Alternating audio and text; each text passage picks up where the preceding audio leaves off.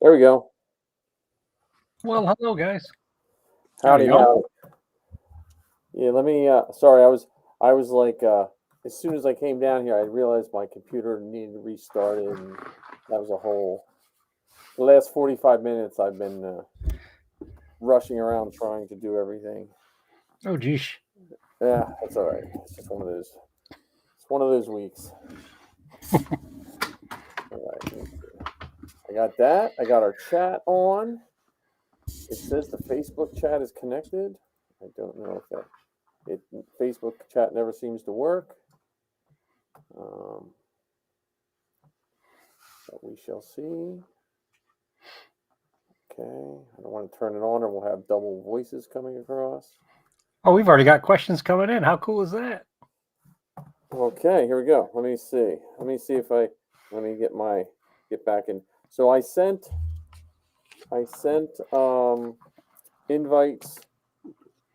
I sent invites to Matt, Dan, and Marty.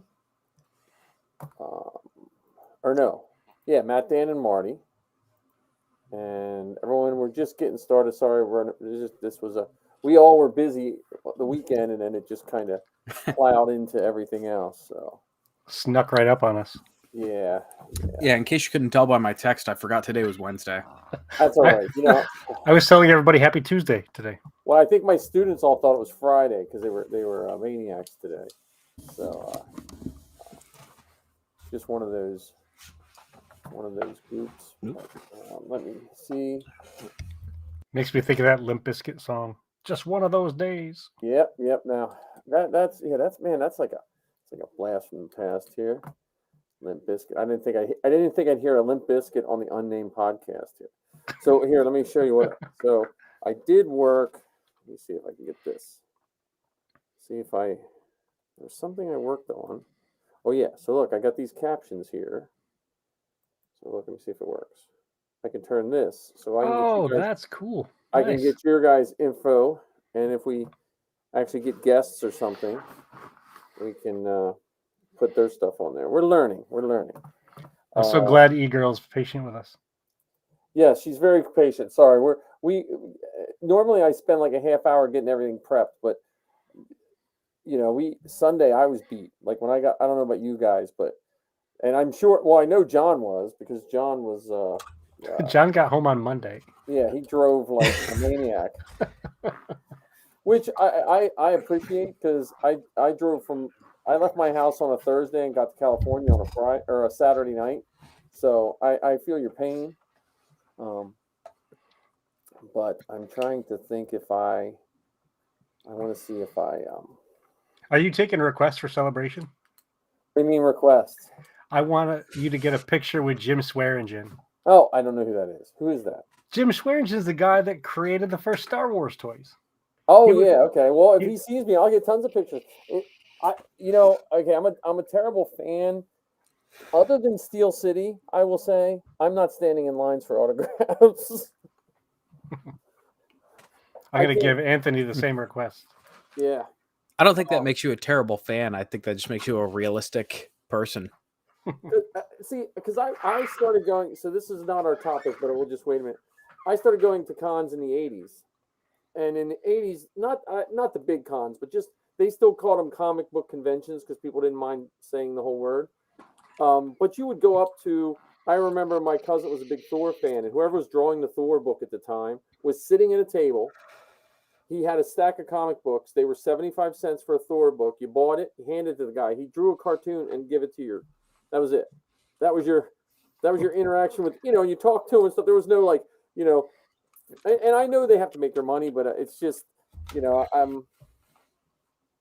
don't know.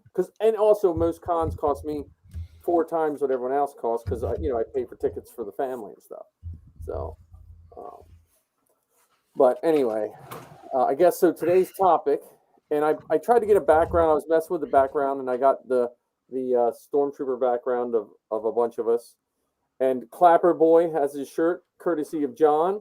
I was so excited. I can't even begin to tell you that it started the day off on such an awesome note. Yeah, it was a good day. I mean, it was, I was tired, so I started my day tired, not as tired as John for driving, Yeah. but I was tired just from we filmed green screen all day at Marty's house on Saturday, and it tired it I didn't think it was going to be as much work, but like they were just banging out the scenes, and we were such a confined space. Like I appreciate being outside because you could just kind of walk away and take a break, but you couldn't really, and Marty has a pretty big space, but with everything we had in there, it was tough. Yeah. Um, uh, Arc 77 is here, thank you, and he's taxing to my gate. Oh, okay, that's cool. Just in time. Yeah. Right. Getting ready to take off. So yeah, I was dragging, and then but everything went smoothly. I thought. I mean, I'm crossing my fingers that I did it right. I've never done that before. So the sound. You were the sound man, right? I was the sound man. Boom boy. Yeah. You've never been a grip? I've never been a grip. I don't have a grip on reality. Well, I've dropped the boom a couple times, but I've never. I have a very expensive recorder to be hooked up to a boom mic. So if we ever need to make our own movie, I have one. I have the one of the old, not old. Man, I forget what it's called. I'll dig it up today and show you. But I can plug in live mics and headphones, and you do the same thing. As long as you're hearing what they want to hear, you're good. Well, that's the thing is, other than when we were practicing in the morning, they never had the headphones on. Oh, well, I never heard any comments about the sound while doing it. Well, I think for a lot of that sound, is probably not going to be used anyway. Right. They're probably going to loop most of it. Yeah. If I venture a guess. One of the biggest challenges that we had was, especially when they wanted me to boom from above, is the wind. Yeah. So that's why they had me do so much low booming, so much low microphone work, is because it minimized a little bit of that wind that they picked up in the mic. So I just hope it's useful for them. Well, and a lot of that close up they can reshoot because the lines weren't that bad that they couldn't redouble them if they had to. Like the Stormtrooper lines, you don't need any of those. I was surprised we had a good amount of Stormtroopers, which was pretty cool. So we'll hopefully put some pictures up. I just was, like I said, I got home and then my dog passed away Monday, which kind of shot. I haven't even put my new printers together. It's just been it's just been a weird week. So, but I thought that was today. I'm sorry to hear about Buddy. Mm-hmm. It was Monday. It was one of those weird. I don't know. Well, I could tell a quick story. I don't want to bring everyone down because it's one of those things. But he had started having seizures about 2 weeks ago, and he's 11 and a half years old, which is really old for an English bulldog. And then Monday, I got home, from the shooting, and he seemed fine. He still was having some issues, but we then Monday we woke up, or Monday I woke up and he was a little off, and Safi called me like 2:30 at work, which he never calls me at work, and he was having seizures like every 20 minutes. So we had to take him, and there was really no. I mean, I didn't want to be a selfish pet owner and make my dog suffer just because I was too sad. So yeah. But Safi and I went and we put him in. They take you to a nice room. It was nice, but it was just. It just hit me hard, and I understand, and I know that there's people going through cancer, and my wife has lost a lot of family. There's tons of stuff that I know a dog in the grand scheme of things is I'm not trying to equate that to anyone's pain or anything like that, but it does hit you in your daily life. So that's why I didn't try to make too big of a deal about it, again, because I know there are people suffering immensely with many other things. So. But back to the good part, and E-Girl asked us, the filming was awesome. I mean, I fell. I want to see the footage of the. I have a gash in the back of my leg from my armor grabbing my leg when I fell, and I didn't really fall down. It stumbled, but man, I stumbled, and then was it Bob? Bob. It was in the same. It was in the same scene. Yeah, the same, because we were. So if you look at the picture in our background, it looks really firm, and it was, but in certain places because of the rain, it was almost like silly sand or something. Yeah. And I stepped, and and I almost went down, and then right around that corner, Bob went down. So, Well, you and also got to remember, like our boots do not have that much tread. right, I know. I'm buying movie boots. If we're going to make more TK movies, I'm going and getting a pair of Skechers restaurant pull-on shoes. They look close enough. The white ones look close enough to TK boots. I'm buying them for movie shoes. Mm-hmm. You know. So are you anticipating more of these? Well, I'm hoping. Yes, I don't know. With Matt has a lot to do. So I think he was very happy with all the shots. And who was our cameraman? That was Jeff. Jeff. Jeff kept him on schedule. Like we compared to last time, I felt like we shot more quality stuff for the amount of time we were there. And so I don't know when Matt will be doing. I know he wants to do a Rebel base scene with all kinds of aliens and stuff like that. And then hopefully he'll jump on and talk about it. Him and Marty and Dan, hopefully he'll jump on, and anyone else that's in any of our other chats, if you want to or whatever. But I hope to be more, because Marty and I were talking too. We were like, why aren't we having Zoom calls, a bunch of us, and just coming up with a 5-minute movie and shooting it somewhere? Yeah. If you think about the access we have, probably except for possibly Southern California, we have such a variety of stuff that we have access to as fans. We should be making movies all the time. Well, and not even just the realistic kind of Star Wars movie that Matt's trying to make. I mean, we could do brief ones that are just fun. Give us a reason. Pitch. Give me, because I got an elevator pitch for one I'll run by you guys, but I've been talking too much. So Ken, you give us the elevator pitch for your next fan film. So my next fan film it's a collection of shorts of Star Wars characters in the real life acting, just like think Chad Vader, except with all sorts of different characters in places you wouldn't anticipate them. So shopping in the mall, or at Rita's Water Ice, or on the boardwalk in Ocean City, or you just see random people in Star Wars costumes doing real world stuff as if that's what they do and that's where they belong, without a second glance, without a second thought. Just, oh look, there's Greedo getting a slice of pizza. Okay, all right, John. Well, no, and on the top of that, I picture Din Djarin, played by John, and Bo-Katan going to Rita's Water Ice, and Din Djarin has to just throw his out because he can't take his helmet off.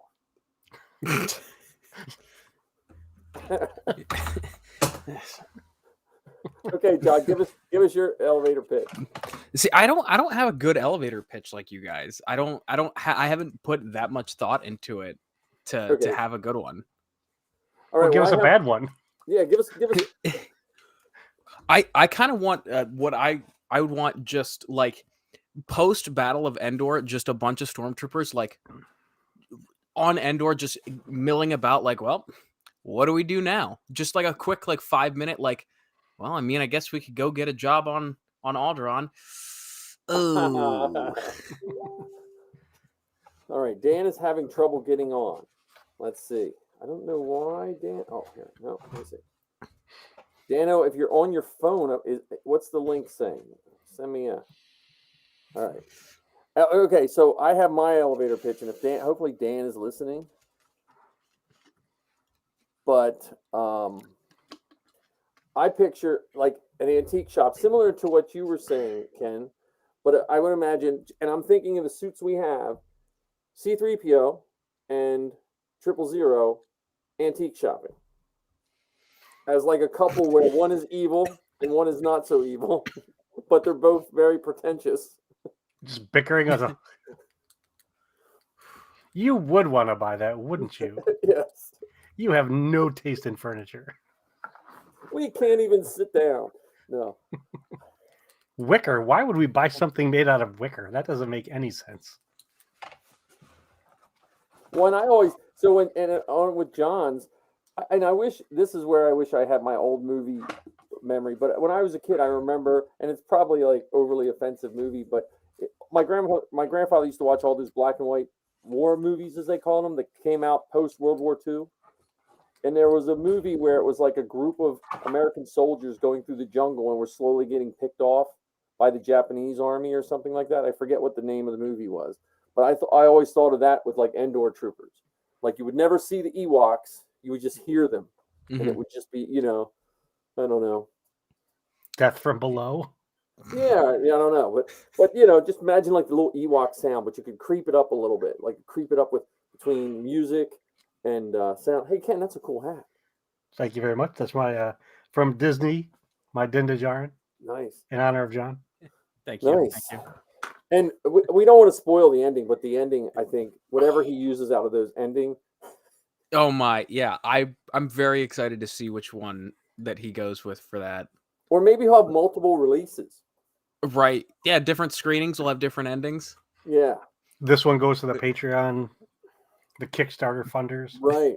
Well, now I don't know if I still want. I meant to ask Matt, but I think when you use Disney stuff, they're pretty open with everything you do as a fan film, except for the Kickstarter stuff. Because I think that one Vader film got in trouble for that. Oh, gotcha. Yeah, and Mike, kind of going back to your antique shop, we need to find someone who has a BT. Well, yeah, So there's then you can have R2 and BT as the companion droids. Yeah. Okay. Does Vader Stormtrooper go to outer space? There we go. In order space food. Yeah. Just put the word space in front of everything. Like let's go to space, because I know someone did Clerks, but it was the convenience store in the Death Star. They did a rendition of Clerks because like the clerk was making out with C-3PO and stuff like that. But yeah, so and I think we do know someone I know Marty has the BT Dome done, there is a BT in Delaware, which is like an hour. It's where Donna came from, Right. So I know there's at least BTs around. But so our film, I don't know when Matt wants to release it, but they seem to do pretty quick work. Oh, Ken, you got to move your head so we can see your picture of you. No, the other way. See, there's Ken with the pink shorts. So I'm assuming, John his next thing will make you pink shorts and across the butt it'll say, Well, what's really interesting, I don't know if you guys know this or not, but that guy, his name is Ken. See? No, it's not. It is. And sadly, in May of 2022, he passed away of COVID. Oh man. But yeah, that's Ken, and he recently has become really famous because just like they did the running of the Wilrow Hoods at Celebration, they had a whole bunch of people, a whole bunch of guys walking around in pink shorts with boom mics, cosplaying as Ken. The first time I saw that, it was a Mandalorian Mercs did a group shot at some con years ago, and then they had this group shot, and then someone took a wide shot, and there was the guy in the pink shorts standing with the boom mic.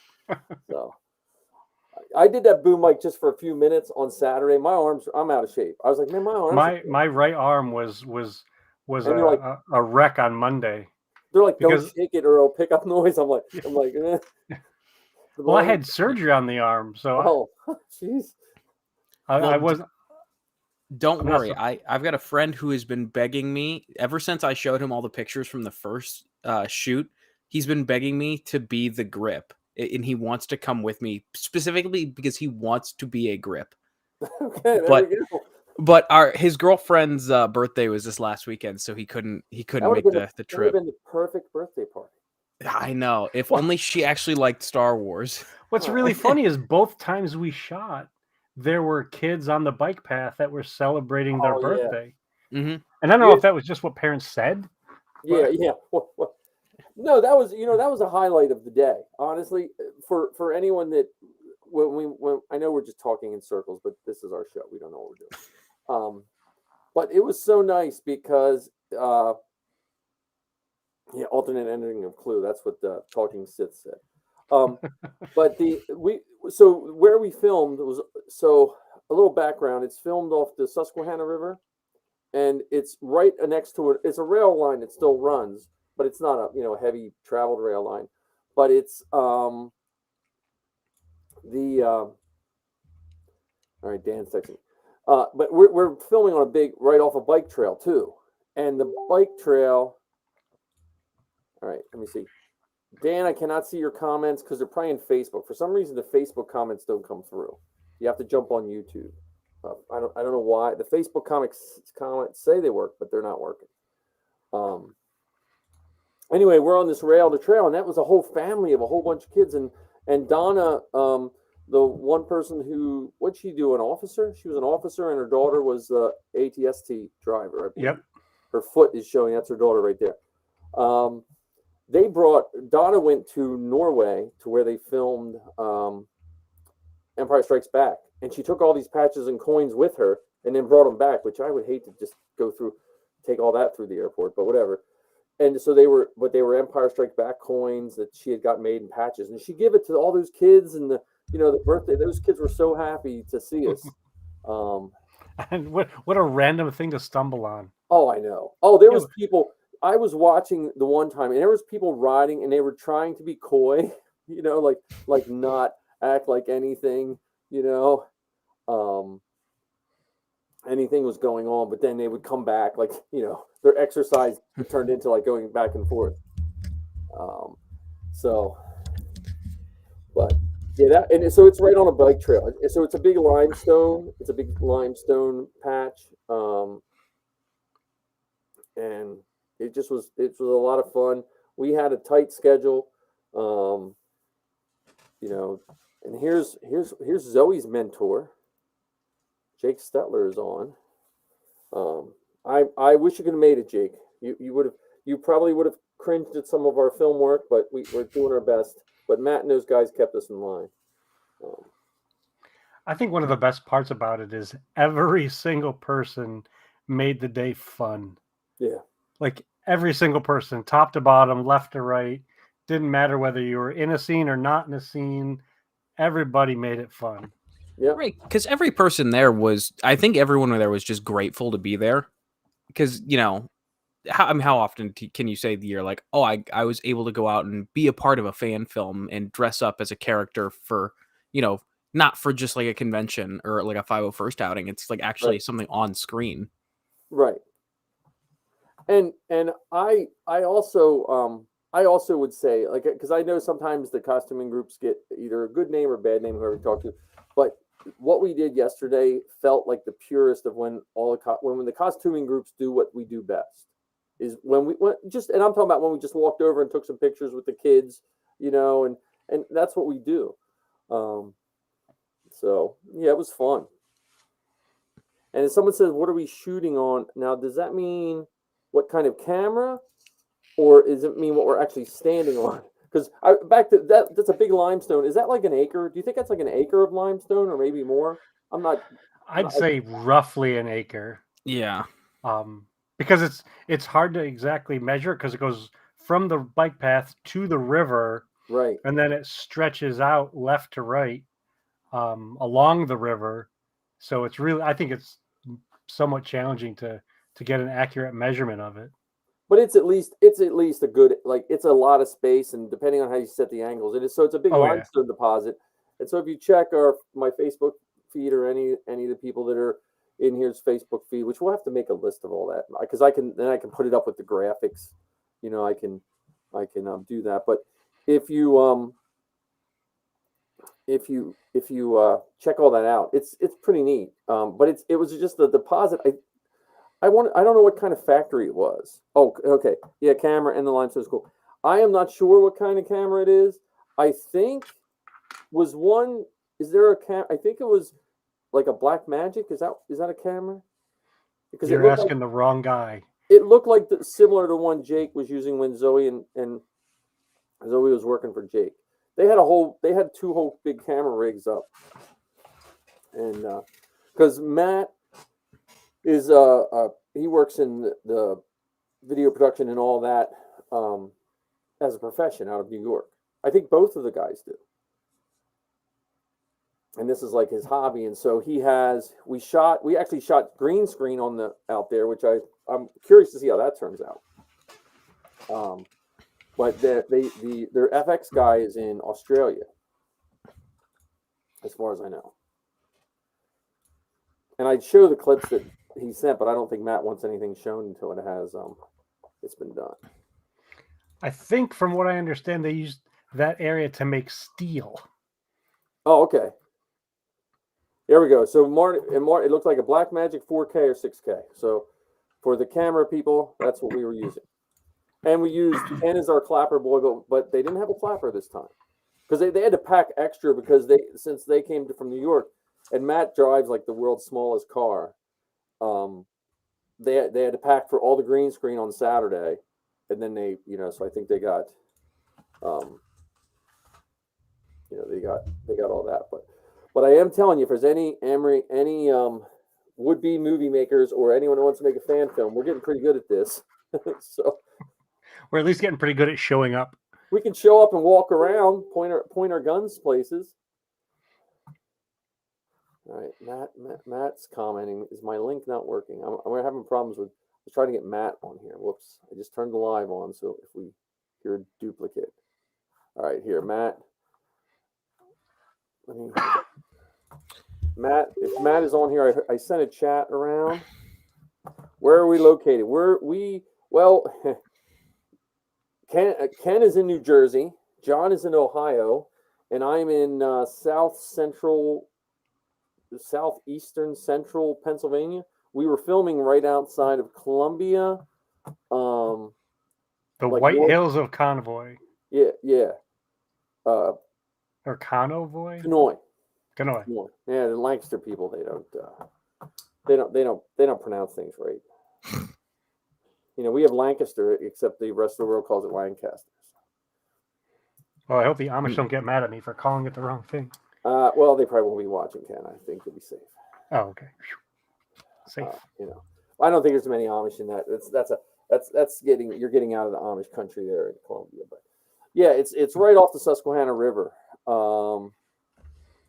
But it's good. I mean, what's nice is we were just, when we started talking, the amount of costumes and the amount of locations we have, probably if you would just say between New Jersey and Ohio, the amount of stuff we have that we can do is pretty neat.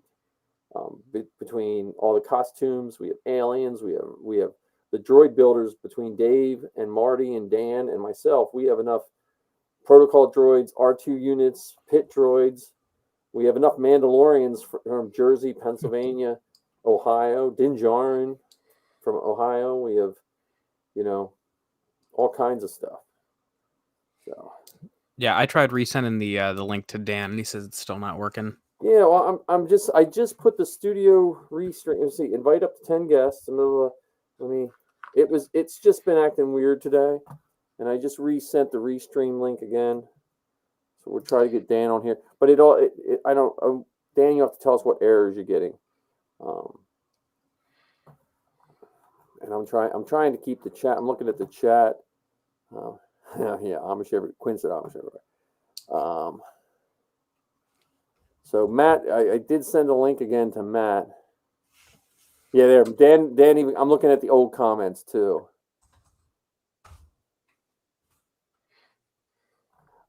But yeah, if you want to jump on Face or YouTube, the comments come through. Again, I have it set to Facebook, but for some reason the Facebook stuff, it tells me they're working, but they're not working.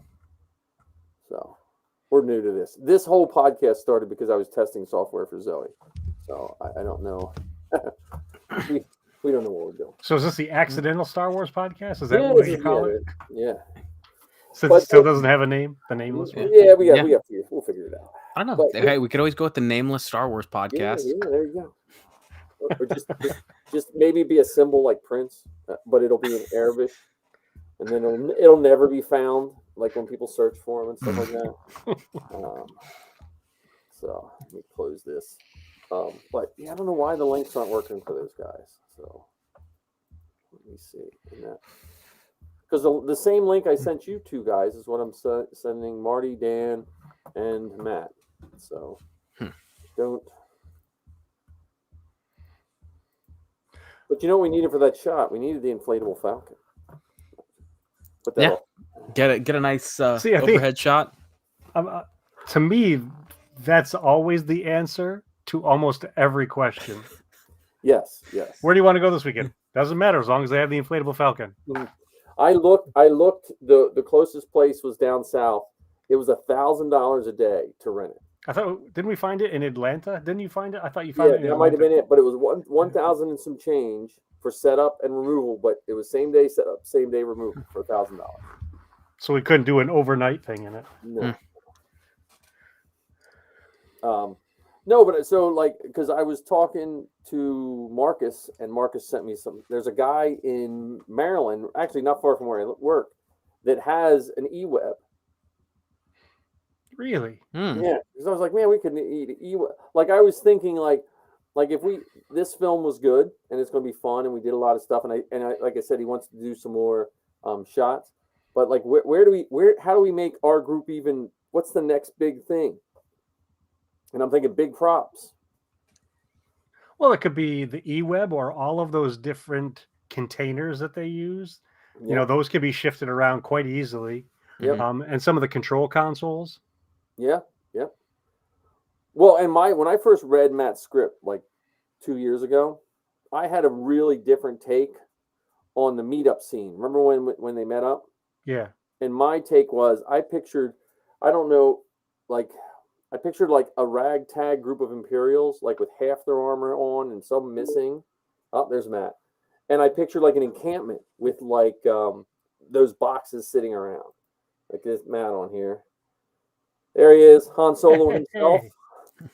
How's it going? Doing well, thanks. Good to see you. I don't know what was up with the link. I sent the same link to Dan too, so I don't know if it was just this stream is having fun or not, but I don't know. I saw him on the messenger comments. Did I know we were doing this?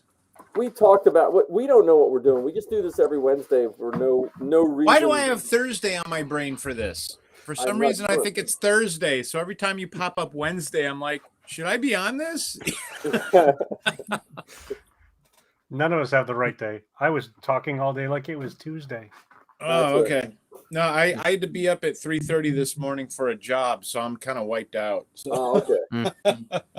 So if I'm not that responsive, that would be it. Yeah, I still haven't recovered from the weekend. Yeah, that was a good weekend though. But the Talking Sith said we should hook up with the guys building the Falcon. That's in like Europe somewhere, right? The Swedish Falcon? Yeah, the Swedish Falcon. That's what You know, I just connected with a guy in Celestri, Pennsylvania or something that's also building a cockpit. Yeah, there's a couple cockpits floating around. Yeah, okay, here we go.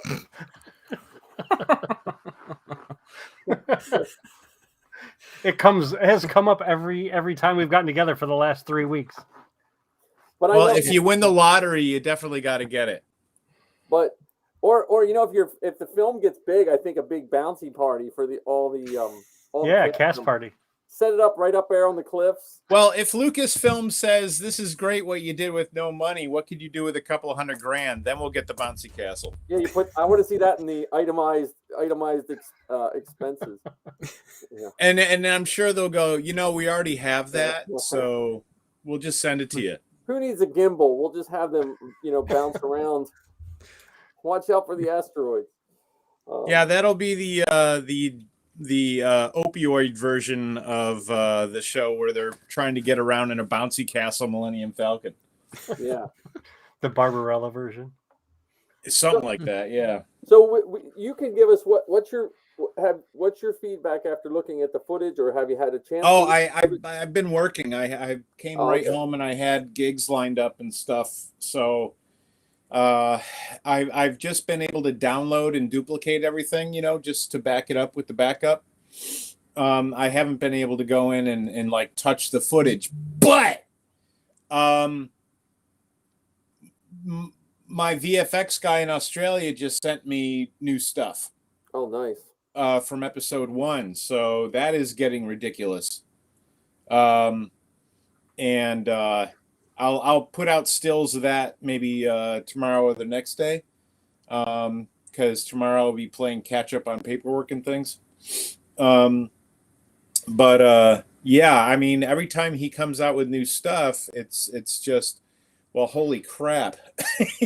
I mean, because it looks like we're his keying, his green screen is really, really good. So way above my pay grade. And plus his backgrounds are just very three-dimensional. So it reads, at least on my phone. I saw it this morning. You just Because got a screening on your phone. yeah, he's Australia time, so the biggest screen I've been able to look at his stuff on is my editing screen, which is like 36 inches or whatever. Mm-hmm. And instead of shooting like this, we're doing this, where it's cinematic. Right. So he's got to build the world, the extra stuff. And that's why we need to round up some aliens and Twi'leks and Jawas and all that stuff. Maybe some sand people to populate the area, because right now it's just, empty vendors and empty tents with the fabric, floating around and the flags and stuff, and there's nobody hanging out. So we'll talk more about what we did this weekend. So in the perfect world, what's your plan for that? Like, what's your location? What do you need? Just in case someone's seeing this out here and has like that perfect Twi'lek that they, I mean, I know you're way off from that, but what's your perfect plan for that?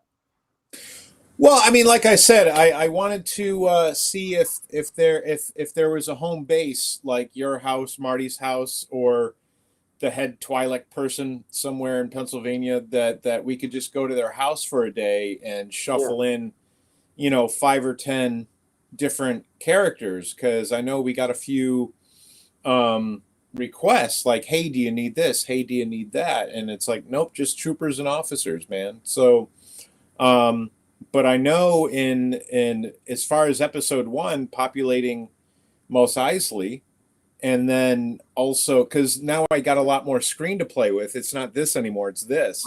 Right. So I might need more troopers. I might need more like I said, Jawas, sand people. But for the Rebel base thing, when in episode 2, when they meet up with their fleet guys that didn't show up or showed up late, I want to have some reason to get in a bar or that's on the Rebel base or something, and have a couple of fist fights or something. Jake, we could use your bar. That bar we use. Is that bar available? You filmed your movie in. I want to be Trapper Wolf. If I get to be a pilot, I want to be Trapper Wolf. Trapper Wolf? Yeah, the Dave Filoni character. I'm just kidding. I like my face covered. I'm fine. But. Is that like a Trapper John? Trapper Wolf? No, Trapper Wolf from the Mandalorian. Hold on, Dave. It's Dave Filoni's cameo. He's a rebel pilot. I'm not familiar with it. There you go. So this is, here we go, some pikes. Yeah, I don't know if we know anyone with pikes masks, but I have this. Where's my hand? This mask is wearable. Yeah, we're getting that. We're getting those guys, definitely. The blue mask, I don't know. That's Trapper Wolf. The blue mask we'll have to put on. Yeah, that's Trapper Wolf. John's holding up Trapper Wolf right there. Oh, okay. The blue guy we might have to put on a mannequin, because the neck hole is like that, and I don't know if I want to cut the mask because it has to be cut to be worn. I'm sure we got a few mannequins laying around. I got like 7, I think, so we can. Or we could stick someone's hand up there to make it. Oh, that's true. That's true. That's how they did the Hammerhead, I thought. I got a couple droids. I got 2 Jawas. We will have hopefully about 15 Tuskens sometime this summer. So where are you gonna have them? We're doing a Tusken party at my house. So we're trying to collect all the material, and people will come early in the morning. I don't know. That sounds like that could get out of hand. I know, right?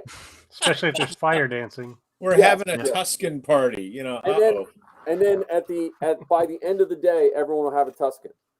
Oh, okay. That's our plan. So we'll Gotcha. see. That's our thoughts on it. But just because everyone the Tuskens from Mandalorian are a little different, so they're easier to wear. The eyes are a little easier to see out of because the eye stalks are cut in half. So. What are those? Just metal pipes? Actually, they're 3D printed rings right now. No, I mean in the original. Yeah. Where are they taken from? I think in the original they were some kind of pipe, but then soon after that, in the olden days when I first started looking at Tuscans, they would heat up PVC and push it down over a tapered table leg to Yeah, because splay they it are out. tapered a little bit. Yeah, Yeah. splay it out, and then they just cut it. So I don't know how they made the original. It's probably off of some piece of machinery that was in England, Yeah. like a donut machine. It's a World War I doodad of some Yeah, sort. yeah. But the ones from Mandalorian are a little shorter. So we're trying to make it that like everyone can build a Tuscan for under like $50 or $60. Oh, okay. And then all you got to do is get the muslin cloth to wrap over yourself. Yeah, and well, you're we're going to there. try to get that and everything. We're going to try to do from head to toe. Other than the only thing would be the difficult ones. People have to bring their own boots to wrap, but Yeah. But do we even know what kind of boots they wear?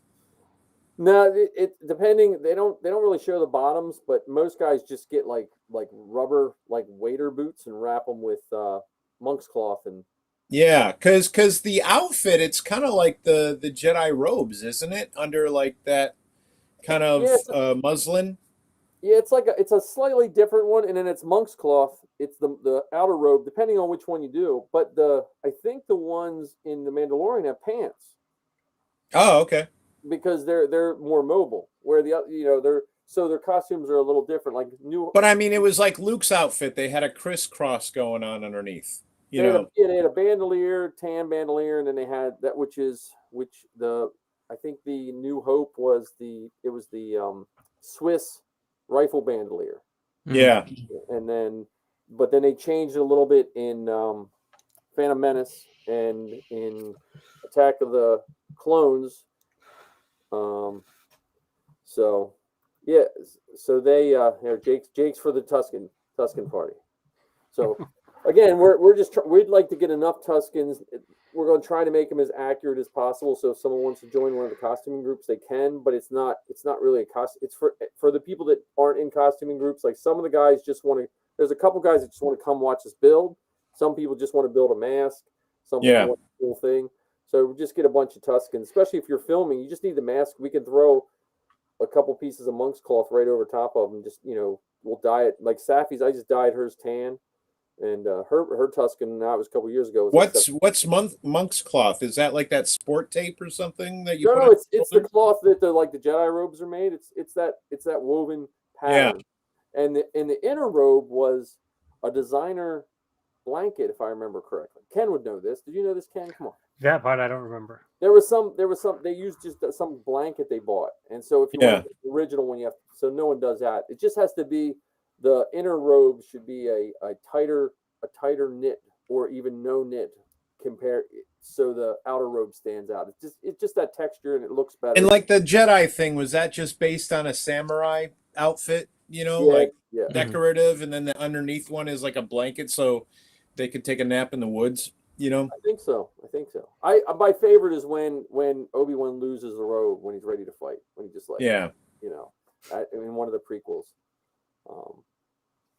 But they all take the robes off. He did it several times in the prequels. Yeah. Every time there was a fight, there goes the robe. Yeah. Well, that was they were losing their monk status. Yeah, we got more Tuscans. That's what I mean. We're gonna I have to start really I was using your film, Matt, as a reason to not be on the ball and getting my Tuscan stuff done. Now I have no excuse. Oh, okay. So. Well, like I said, we could use some guys on episode 1, because we got in episode 1. The girls, are late and they wake up and they got to rush to docking bay 94 and they got to find their way through Mos Eisley to the docking bay, and they're being followed.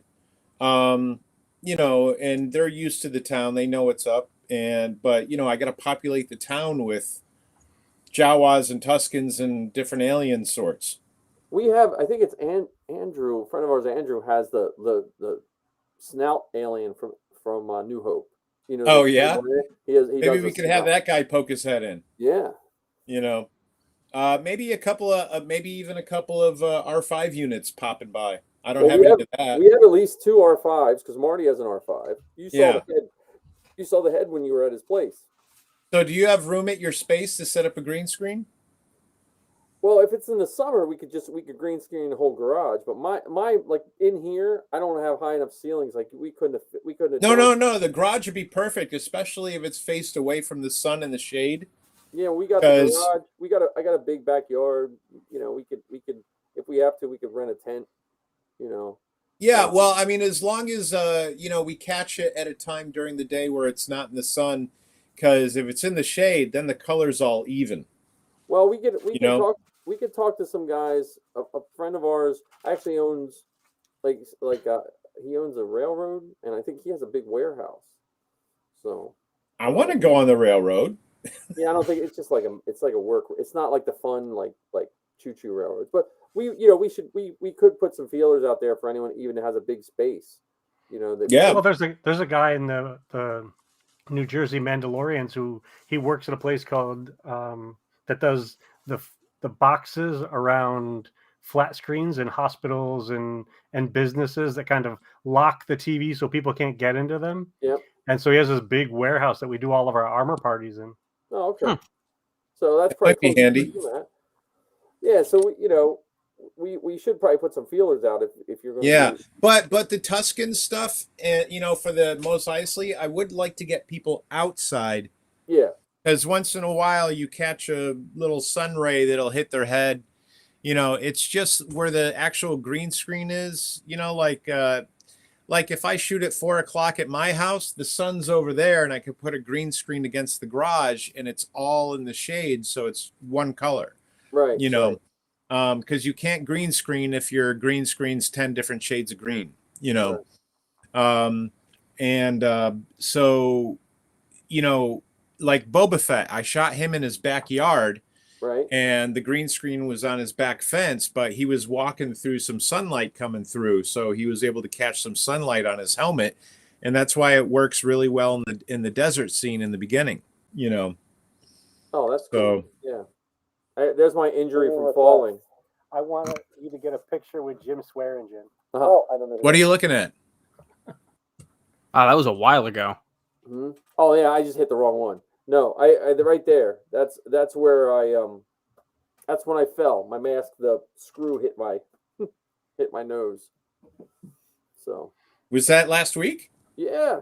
I fell right before Bob fell. I didn't fall. I just I had a misstep. Oh, okay. His was more of a stumble. I want that in the bloopers reel. Okay. Well, when I see it, I'll find it and. Or just put a laser bolt like I got shot in the leg. So that's what I was just gonna say. Maybe we could throw a laser bolt in there, but we shall see.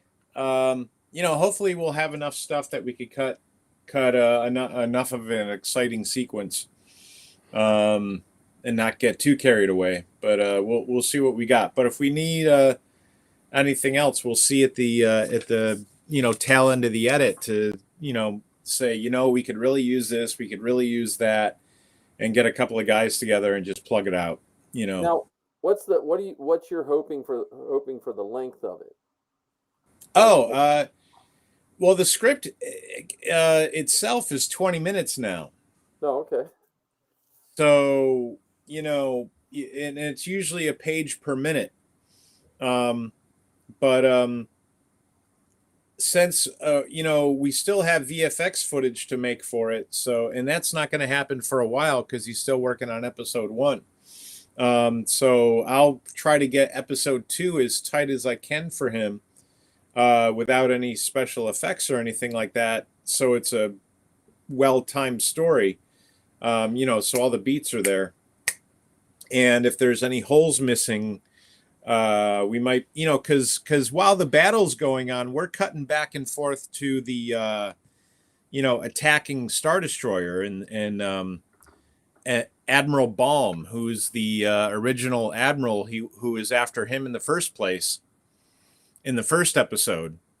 Oh, okay. So 5 years later, he's a bit more of a fanatic, refusing to, rejoin the Republic and stuff, because he's too high on his own supply. And he's my friend who doesn't live too far from here, and I'm going to have a couple other officers show up at his place and get them all on the bridge. Nice. So and he is coming. He's the one who's attacking the guys on the ground. Oh, okay. and he's not really concerned about taking on prisoners or anything like that. He just wants to basically eliminate you guys to send a message. So the whole snitches get stitches or whatever. Yeah, that was the battle scene in the valley thing was fun, but man, there were so many rocks in that thing. Oh, I know, that's not fun to walk in at all. It really wasn't fun to run in either. Yeah, No. or in case of Zach fall down in, Right. But Zach's young; he's mostly cartilage, so it's okay. Yeah. Here, wait a minute. Chewbacca's here. Hey, there he is. Hello. I just had a wedding client. I had a Zoom meeting with a wedding client at 8 o'clock, so they were running a little late. Yeah, no problem. We were just talking about the fun of running in that valley with all the rocks and Zach. Yeah. Have you counted how many times Zach has died in filming? Well, maybe at the end we could cut something where he's just constantly falling down. Yeah. Some dramatic music in the background. Yeah, something like "Down with the Sickness" or I don't know. Let the bodies hit the floor. Yeah. There you go. That's a good one. The one guy in 3 states that's willing to fall down. But yeah, that'll be. Maybe we'll have to get some more of that in the future. Yeah, I was gonna say we have to work on stunt armor. I think for like something to fall in. Yeah, I don't even know what that means. I mean, I heard a couple of blurbs on a making of that they had, like for Force Awakens, they made stuff out of a lighter polymer or something that was bendable, so it didn't so it wasn't brittle, so it was kind of rubbery when they fell down, that it didn't break. Yeah, I don't think my FX kit would break, the one John was wearing, but I just had it for so long. Yeah. I would feel bad for it if it did break. Well, I mean, a lot of these guys, spend $1,000+ on these things. You don't want to be rolling around the ground with them, I totally get it. Yeah. My Sand Trooper kit, I wouldn't have a problem falling in. It's been a little while since I've checked the seams and everything. So I didn't want to fall in it until I knew. Plus I need to cut back a little bit of the legs, the upper part of the legs, so it doesn't bite in the back of my legs so I can run a little bit more free. Yeah. Yeah. But yeah, I wouldn't have a problem falling once or twice. And like I said, before you jumped on, Marty, Zach is mostly cartilage. He's not fully developed yet, so he's not brittle like us. Got to kind of know how to fall. Yeah. But damn kids. But so but you get one, you got them all. So that's, I'm happy to have it. Oh, sorry guys, I'm a little tired. Yeah, I think we've all had a long week. Yeah, 2 days in a row is kind of. I mean, I could have kept shooting on Sunday, but it was getting cold and I was burnt out. Mm-hmm. I know I missed a couple of things that I had planned, but I was just so crispy at about 4 o'clock, plus the kids begging me to go home. So, and it's not really fun to pack all that stuff up in the dark anyway. So yeah. And I think when we were leaving, it was starting to rain a little bit. Yeah. We just missed the rain. So yeah, nature was telling us to, wrap it up. Yeah, it was good. No, it was good that everything went on, schedule, if not ahead of schedule. That's the plan. I mean, it's perfect. Yeah, I feel like I missed a couple of things, but I feel like we were moving so fast. Maybe we got it, and I just don't remember we got it. I don't know. I still have to comb through all the stuff, so we shall see. Cool. Yeah, well, I know I was very grateful for wrapping earlier than expected. It saved a lot of headaches for me on my drive home. Oh, that was a long drive. Is there a Starbucks coming up? Yeah, I only stopped once, and I stopped at a Dunkin' on my way home, and then drove the rest of it straight because I was just so tired. I'm like, I need to go. I need to get in bed now. Yeah. What was your drive like? 5 hours, 6 hours? Yeah, I think at the end it turned to be about 6 hours. Oh, okay. So okay. including my one stop. So yeah. And I know Jeff spent the night at the hotel and then doubled back in the morning. Yeah, well, the hotel probably wasn't that far away, was it? No, the Comfort Inn in Columbia is like 15 minutes away from the site. So, and that's where we stayed last time. So it's the closest decent hotel that I could think of. Yeah, we Marty, before everyone came on, we were giving our elevator pitches for fan films to make. There you go. Do you have one? Oh, that was before I came on. What do you got? Before you came on. So, Marty, what's your elevator pitch? Oh, I haven't thought about it. I mean, I talked about it to you with the 3PO and 000, and I was just, just a Tusken Raider based one, because just basically figuring, I like to do something like 5 or 10 minute quickie, short flicks that just kind of like choose a premise, whether it's funny or exciting or something like that, and just do things like that. But we still got to get 000 on green screen. I need 000 on the bridge of one of the Star Destroyers. Okay. Yeah, we didn't get 000 out in the dirt. So that would green screen wouldn't have worked with her, because the problem with 000 is if you get any kind of shadow, it just looks like a silhouette of C-3PO.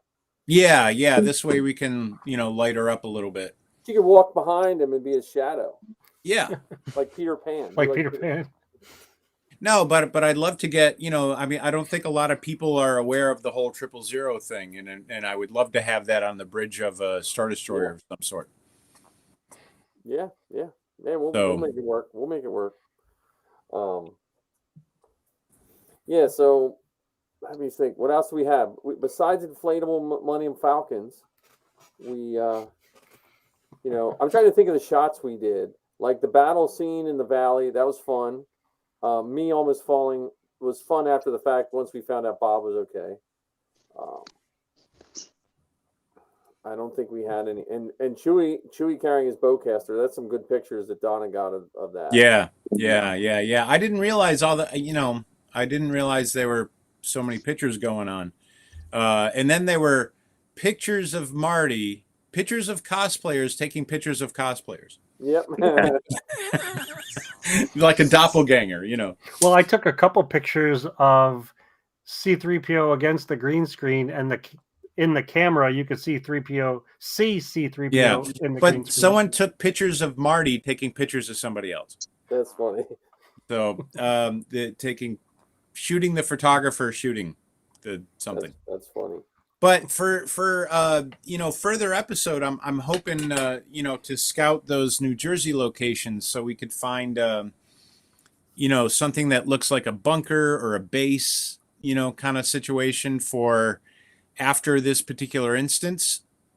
And I'm still not sure if we should end it where they leave the battle site, or if we end it when they arrive at the base and he punches out the admiral for not showing up or being late, That could be a good after credit scene.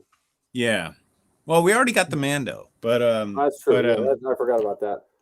But I really wanted to start laying the groundwork for why Han leaves, because if the admiral or the captain or whoever that was responsible for being late to the show, he's got to lay him out, just because, and start causing a rift between the, different rebellion factions and stuff like that, just because people are picking sides, and there's some ex-Imperials involved now, I guess, because of the how they're trying to rejoin the Republic and stuff.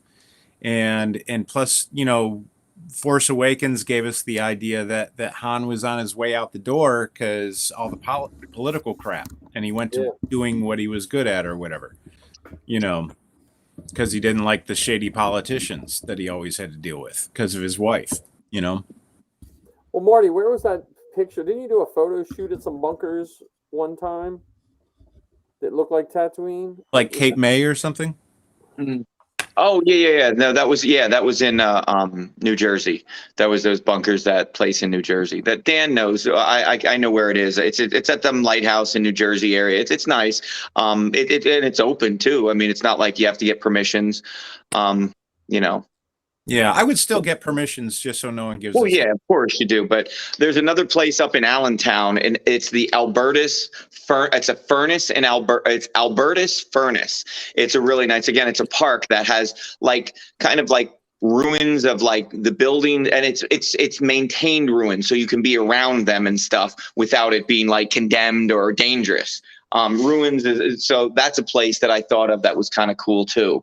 It has like an old railroad track running through it with like this tunnel, and then it has some other thing. It's unique looking. Like if you'd have to do something that you want to look sort of otherworldly or remnants of things, it looks like that.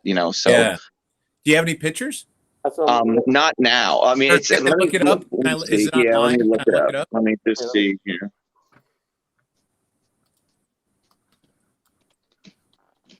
And guys, I really like the setup that we got of the guys on the hill that watched the Falcon taking off. I think that's going to work out really well. Yep, there we go. Yeah, if you Mike, if you put in a search engine furnace in, I know it sounds like I'm trying to rhyme shit, but furnace in Albertus. Albertus is Alburtis.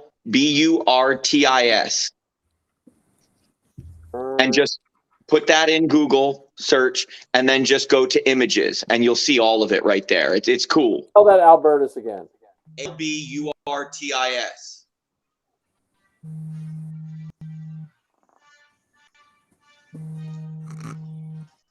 Oh, come on, you're making me think and spell at the same I time. photographed there for engagement, weddings, various things. It's been a little while, but it's cool. I mean, it would make for just the one area it was a bridge that, well, do you have it? Is this on the screen? You guys see it on the screen? Oh, I can't. Well, I'm on my phone, so it's hard to see that small. Yeah, there it is. Yeah. So you see all those remnants. Now look at it through the lens of a camera now, how it would be cropped in, and you won't see like that. It's an old, farmhouse.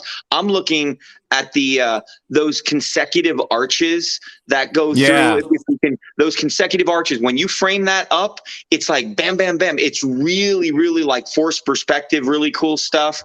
Remnants and you're allowed to stand on this stuff. You're allowed to be on these walls that are busted up, and some of the pictures. I mean, I'm looking at it big on my screen, but he has it small on this.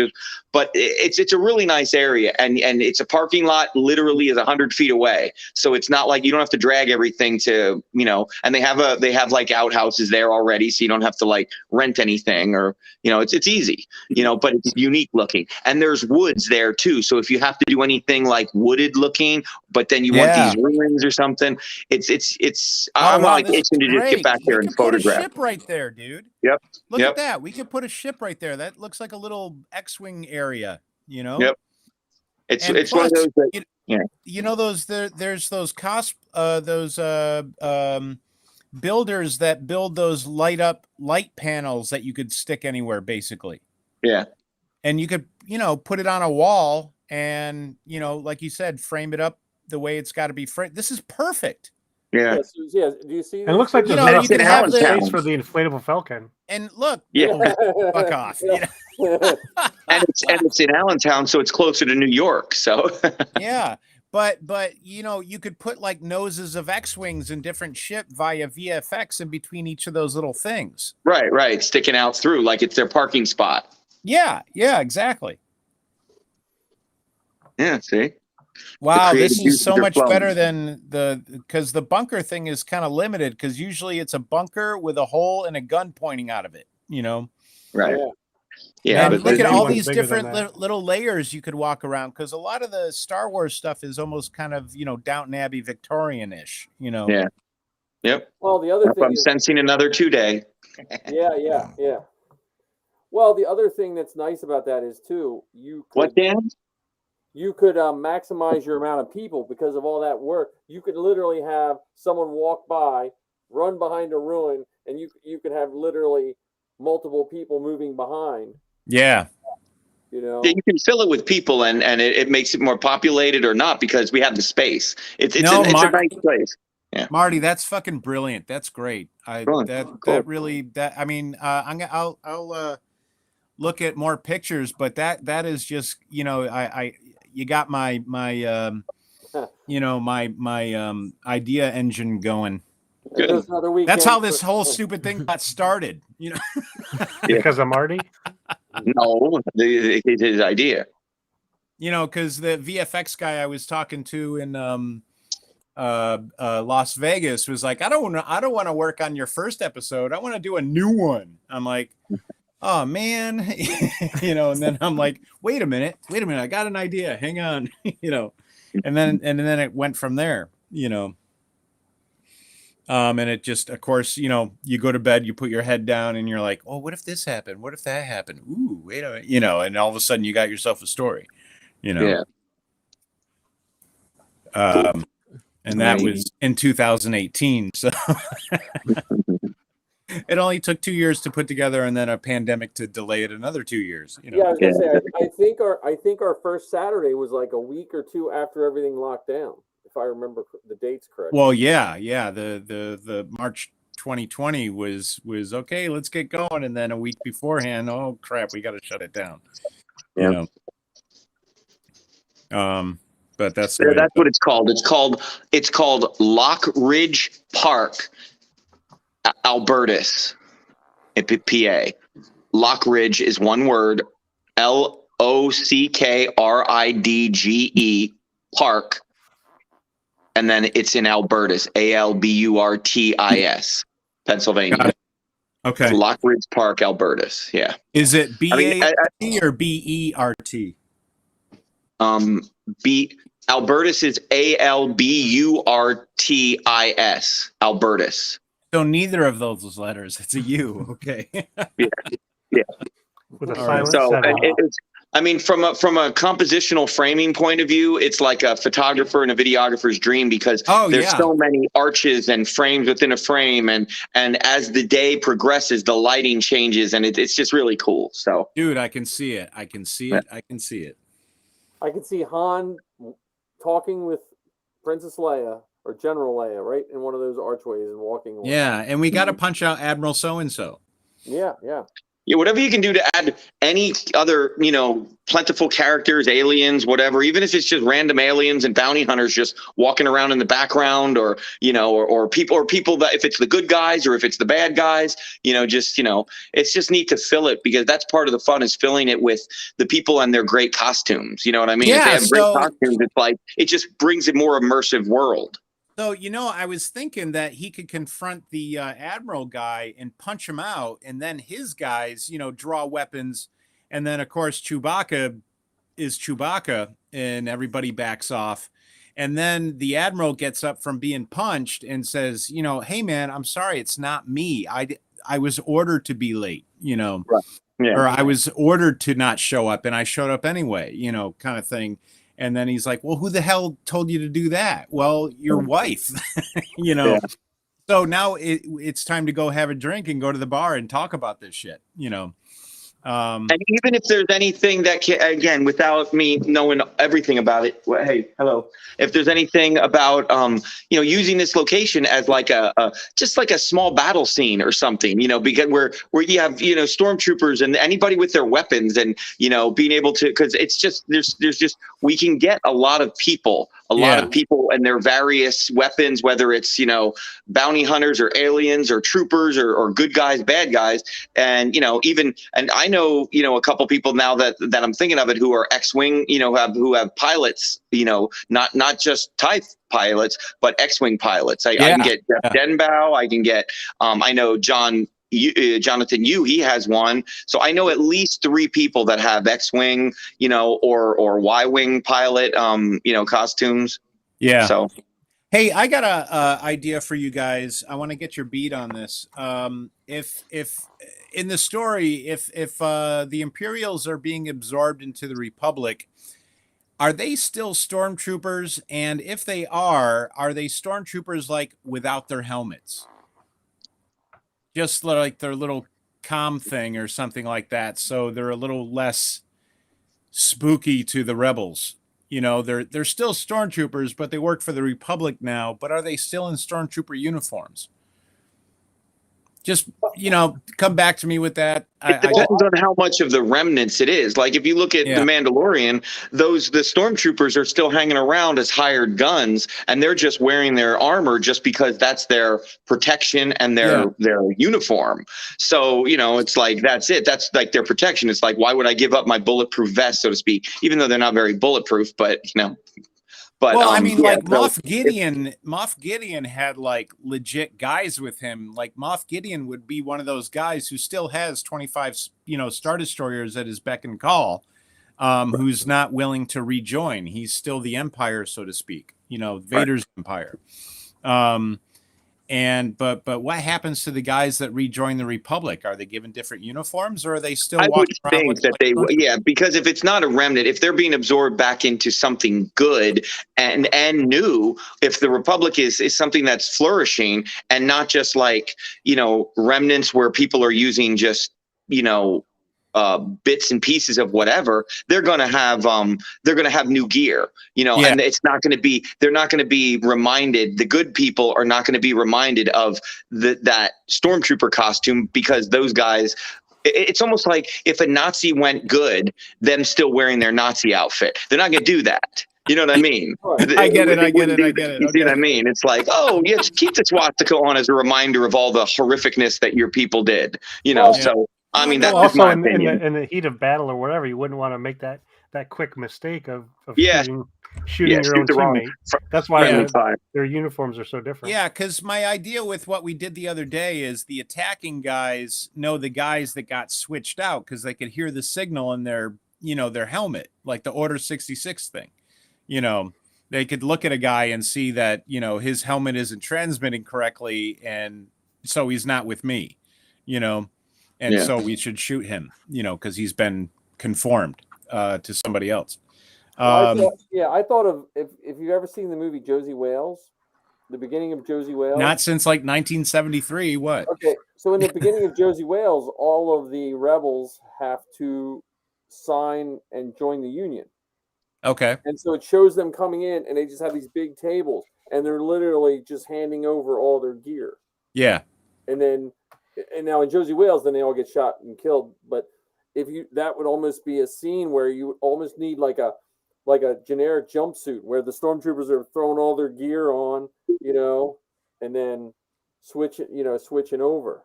Would that be an interesting scene to have like a homage to that? It would be an interesting. I think it'd be a more interesting scene if you had dialogue in front, some people having dialogue, and the people doing it in the background.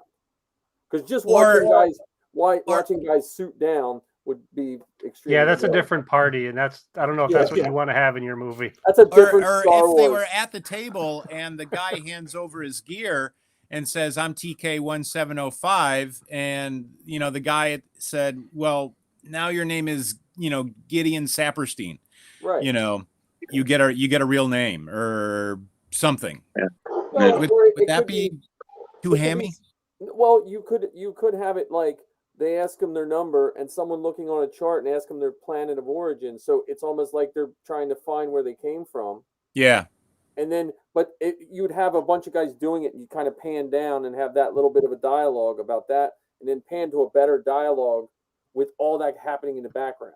You know what I mean? Like you'd say. So do you think there's two guys talking in front of all that business going on, and maybe Han or somebody is like, "So what's going on here? Right, this is our new conscripts. We're fresh start. We're trying to we're trying to take the Empire out of the guys, or we're trying to find where they came. We're trying to show that they're trying to be compassionate to these guys, but they're giving them a humanity or an identity. Yeah, we're trying to, something like that. But again, if you just had one, like I'm TK5351, and you'd have the guy, doot, oh, you came from blah, blah, blah. And then it just, but if you saw all of our guys doing that all at once. Yeah. Keep that in your minds. Keep that in your heads. I like that. That's kind of cool. Okay. Jake says he's done for the night. Huh?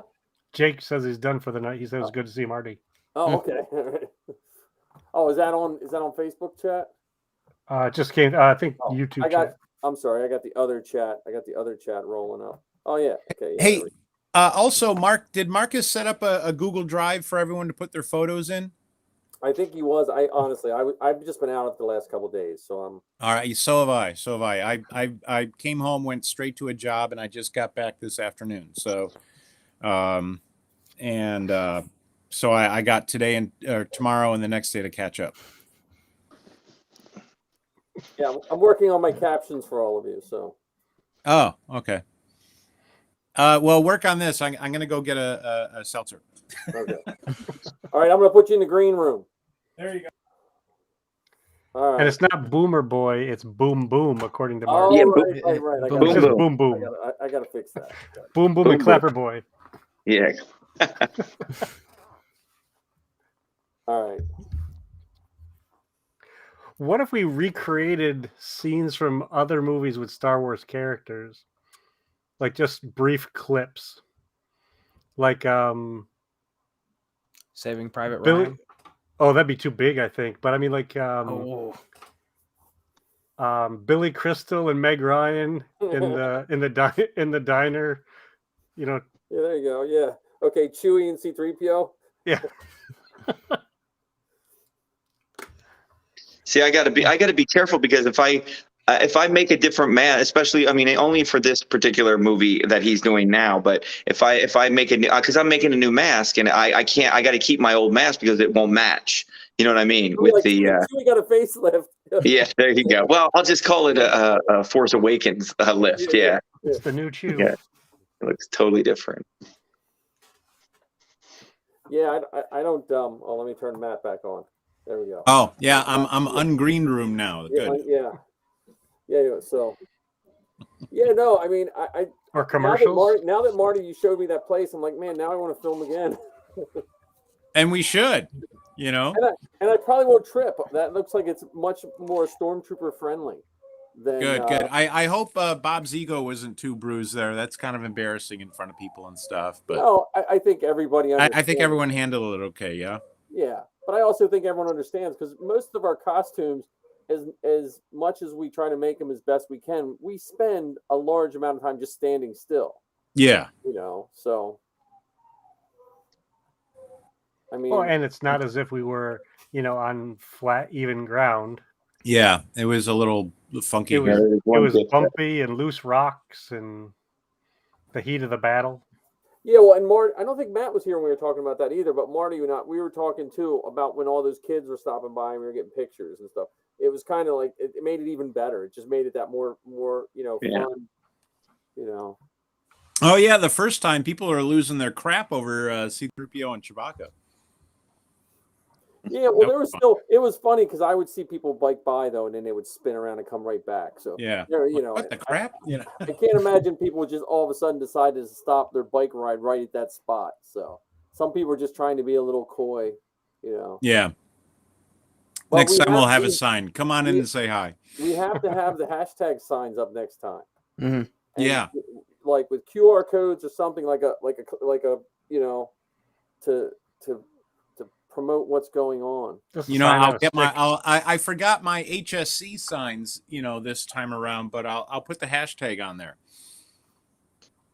On those big yellow signs that I have. So now my next question is for you, Matt, is when is the release date in a perfect world, if everything works out? Like, I mean, I don't even want to go there just because it's all on the VFX guy. Like he just sent me stuff this morning. Of the girls walking through Tatooine, getting to the Falcon, and then getting to the point where the Falcon takes off. And I'm still picking up my jaw here and there because it's still on the floor, And I saw it this morning on my phone. I was looking forward to tonight to looking at it. Because it's got me like working under the Falcon and stuff like that. And just amazing. And so he's doing the best he can, cranking it out. And, we're still in the first 5 minutes of the first episode. But he wants me to send him, the stuff that we did, so we can put the cockpit in for episode 2. And plus we could get that guy, that Matt Haslam special effects guy that's doing a talk at the Denver WickedCon. And he's going to give us a plug. Oh, okay. Oh, that's very cool. Yeah, he's going to mention us and possibly show our a trailer of what we're doing. I highly recommend Steel City Con. What do you think, Marty? Yeah. Do a good promo at Steel City Con. Well, Yeah. also these cons are always looking for panels. That's what I mean. Like do a panel, and you know. I mean, we could do a panel with just a trailer. We don't have to show the whole thing, you know, because I really want the movie to the two episodes. Right. Yeah. You just do I mean, the panel could be on, making fan films or, the process of making fan films. And it just so happens that then that's the one where you show a couple of the raw cuts or here or there. And then you do the final teaser at the end or something like that. Yeah. Like the silly green screen and like when we started in the attic, just goofing off, Right. But then kind of showing how it evolved from that silliness to freaking Boba Fett, but no matter I don't know, I feel like no matter what Disney does, good, bad, indifferent, I think what the fans put out kind of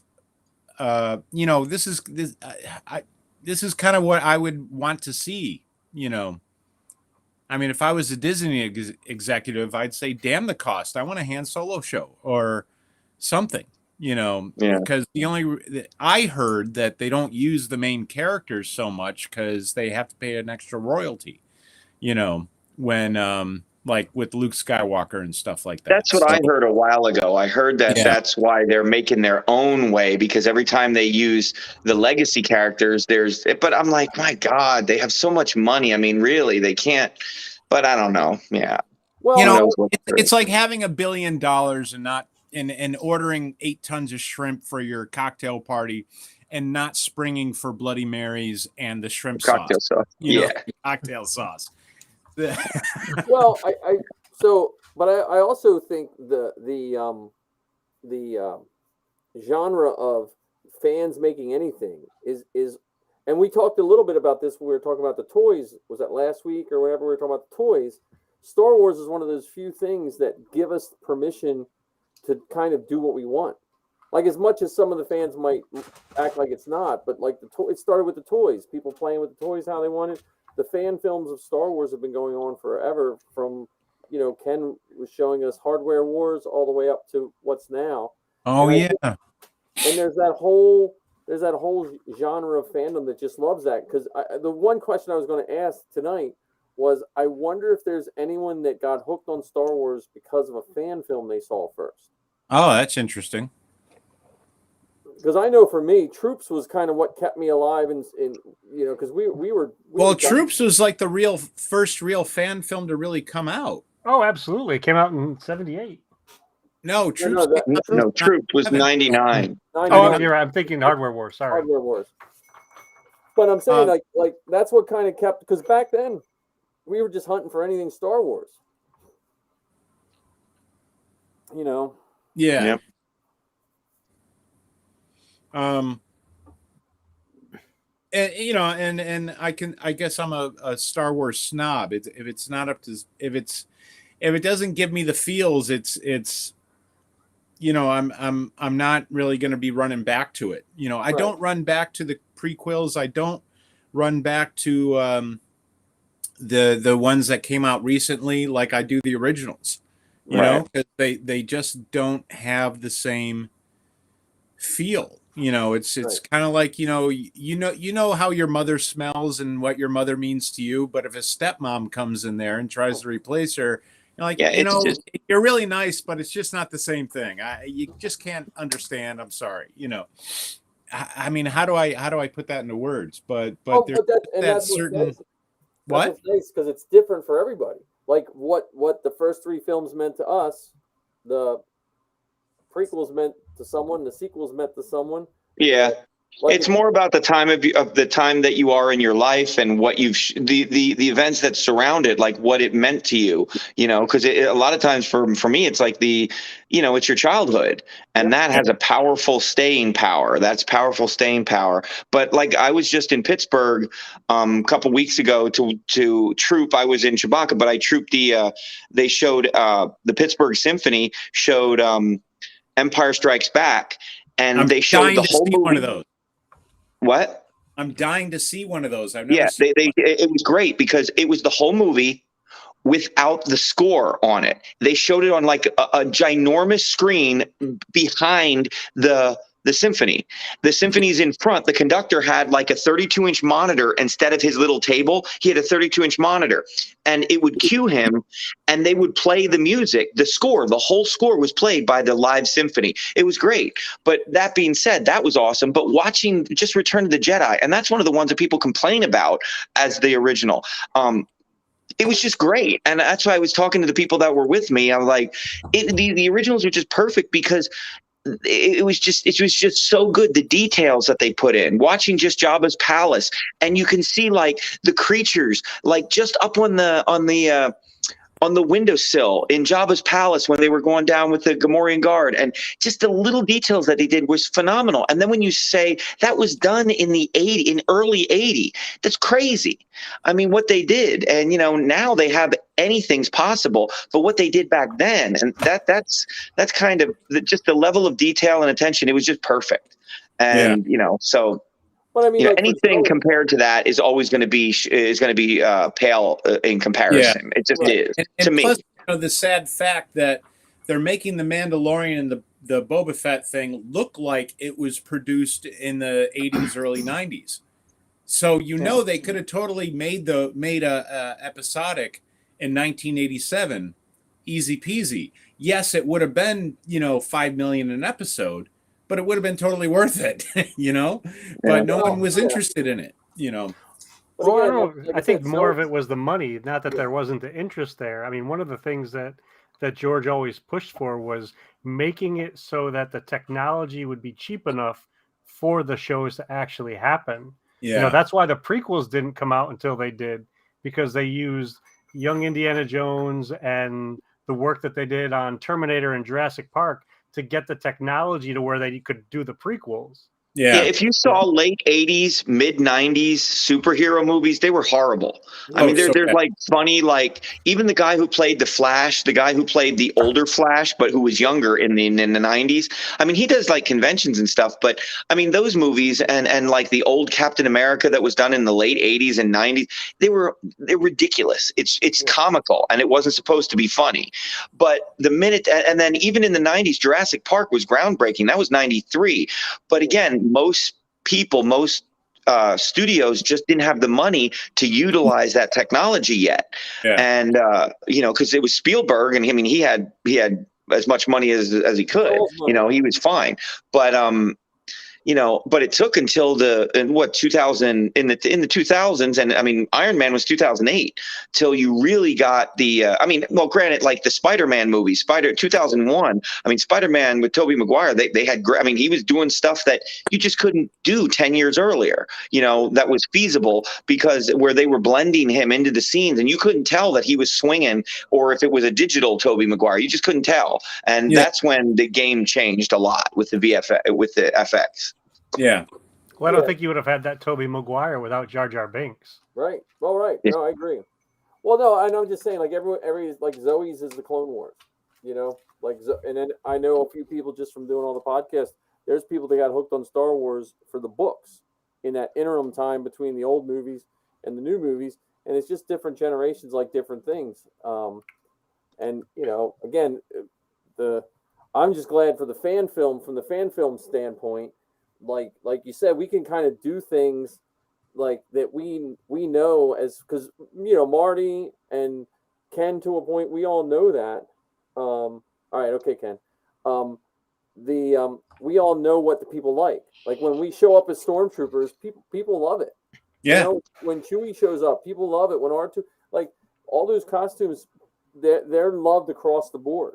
And so it's nice because we get a barometer of what it is. I mean, I think wasn't it Marty, the one Weird Al concert? They made us leave because we were Yeah. getting photos longer. It was than in the Lancaster because we were causing delays because they wanted people out of the American Music Theater, and we were there, and they just wanted to stay and pose for pictures and stuff with us. And they're like, "Okay, you guys got to get out now because we need people to leave so we can shut down the building." Yeah.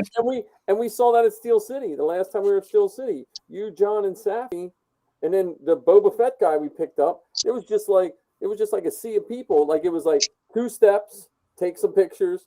2 steps, take some pictures. Yep. You know, and there's that same. What's nice is whether people like it or not. The like Boba Fett, the Mandalorian, the Stormtroopers, Chewbacca. There is those classic characters, and some of the like the Mandalorian is probably as iconic anymore as Boba Fett, thanks to Boba Fett. But you know, for the younger kids, and when they stuck a Mandalorian Fortnite skin on, that like every 9 to 11-year-old person all of a sudden wanted to do the Mandalorian as well. Yeah. And you know that was kind of like on the first one, you know, I felt like I was luckily capturing the Empire Strikes Back vibe a little bit.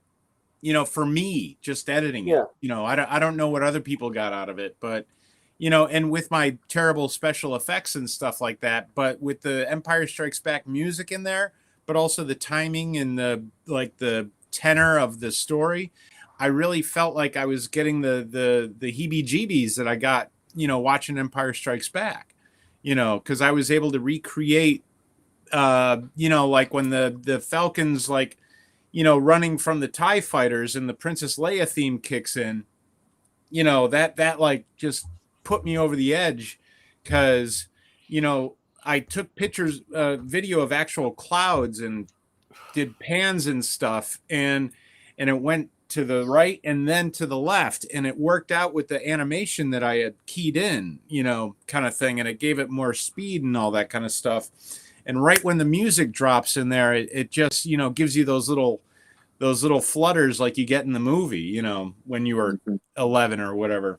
Yeah. And that's kind of the same feeling that I hope we could capture here, you know, is kind of like a post Empire Strikes Back kind of feel, you know, where, you know, we take ourselves seriously and we're not too hokey. And though hokey, we could do a hokey film too.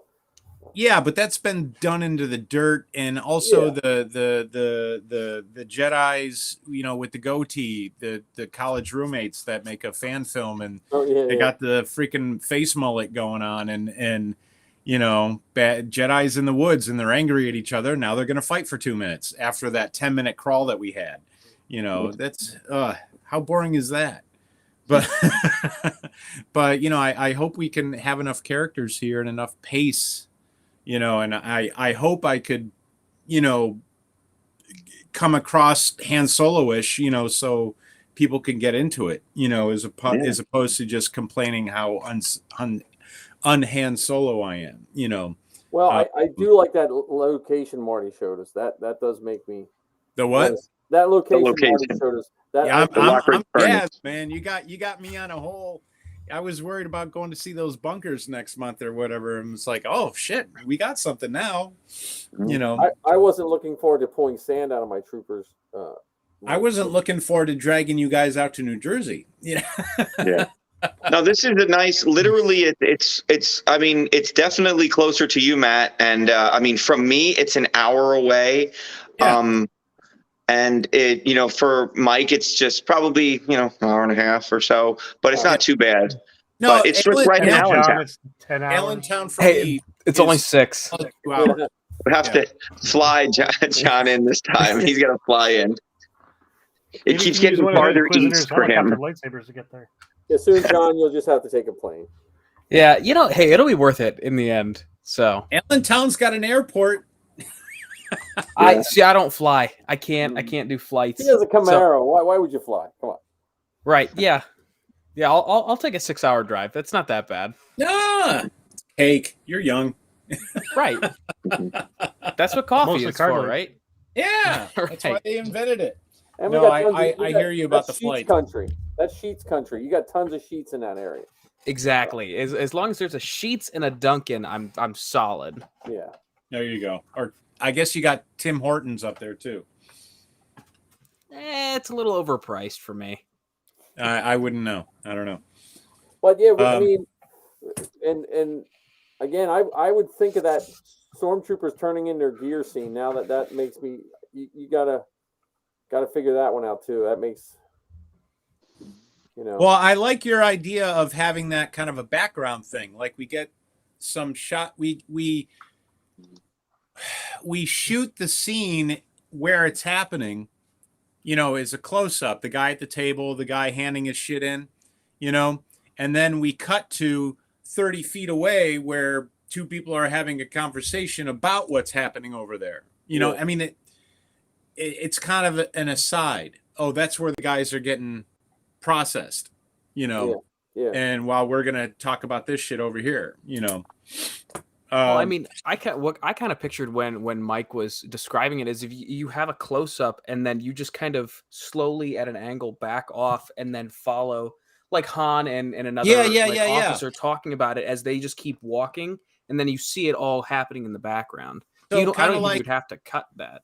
Okay, so let me just get into your head here. So you see the thing happening, the exchange, and then Han and somebody else walk into frame, and then we just kind of follow them. Yeah, pretty much. Okay, yeah, that's kind of Spielbergian, and Spielbergian. Yeah, and I never got that stacking shot that I wanted to get. Helmet here, helmet here, helmet here. Sorry guys, I apologize. I kind of burned out, around 3:30, 4 o'clock, and I don't know. I was happy with the photos. So if the film is it looked good on still. So I'm sure the videos are going to look good. No, it's the VFX guy is really delivering. So hopefully, I don't burn him out, and and he keeps churning out the goods. Because he's really good, and he's excited about it because he's like learning. He was at a certain level, but he was just remaking scenes from the movies. He wasn't like making anything new. So he's kind of excited about this because he's making something new. Well, I think you go back to one of the things that you guys were talking about early on about whether you think Disney appreciates fan films or not, and I think they're a wonderful example of the staying power of the franchise. The fact that folks are willing to do this, learn new skills, not necessarily to make a bajillion dollars out of it, but just because we enjoy it, because we find adventure in it, because we are connected to the stories, or we're connected to the art of making a movie. And I don't think you get that from other things. Star Wars is very special that way. No, nobody makes fan films for Taxi Driver. Godfather. Exactly. No, and that's kind of the fantasy, is that Disney or Lucasfilm will go, hey, you guys are doing great. How would you like we got some money left over from our shrimp cocktail budget. How about $100,000? Let's see what you do. I mean, look at the droid builders. Yeah. They Kathleen Kennedy and them were walking through a convention and saw these droids that people had made. Said, "Hey, you want to come work on the next movie?" Isn't Michael McMaster one of those guys? I think he's on my Facebook. Well, he's on the. He does. I think he helps out a little. No, the two guys that did the droids for the new movies were from England, and they're very nice. I'm friends with them on Facebook, but McMaster, I think he's kind of gets involved in things inadvertently, but I don't think he does anything with it. I know that like Dave Ferrara and some of the other people that they did the card dealing droid that was in the center of the table that was in the Book of Boba. Right. When they went in the casino thing or the restaurant. RX-5. Yeah, I know a couple of the guys. I think Gordon Tarplay and them were involved with it a little bit. But basically, it's a couple 3D printing guys that printed it and then just got it ready, for the show. So it's more who you know and your connections, really. It Yeah. is. It just works out Hey, like that. also, who are those guys on Facebook in some town, Pennsylvania, that starts with a C, like Sinesta or something like that are building a Falcon cockpit? I never saw. I'm not aware of that. If I come across it on Facebook, I'll share it with you guys. And if it's nearby, maybe we could, ring those Yeah. guys up and see what's up. Yeah, Maybe we can definitely. borrow their set, Yeah. Instead of this green screen hullabaloo. Well, hopefully that green screen hullabaloo works. Oh, it'll work. It's just that, there's nothing better than the physical space, if you can get it. Yeah. Yeah. I mean, the best thing that I've ever experienced with the Falcon, there was a guy when we were at what was it? A couple years ago, 3-4 years ago, Dan would know. It was a place. We went down to Washington. It was a convention, and the guy he brought from Alabama the cockpit that he took 7 years, him and his buddy working on it, and it was an exact replica. I got some awesome pictures in it, Really? and we had a friend Dave Turnbull who was Han Solo, and then Dan was there, and we had Princess Leia and Luke, and it was crazy, and it was really, really good. Those are the guys from Texas or something, right? Yeah, yes. Texas, Alabama, I'm not quite sure, but yeah, it was great. But Yeah. I got a whole folder full of pictures with that. But yeah. That's something that they have to travel with that, and it takes 8 hours to set it up. I mean, it's very involved, but it was great. There's also the Swedish Falcon, apparently. Some guys in Sweden. Yeah, but they're doing a full Falcon. What? Aren't the Well, Swedish you might have to Falcon take a doing trip to Sweden. Yeah, there you go. That's what Well, we'll do with our $100,000 from Lucasfilm. Yeah.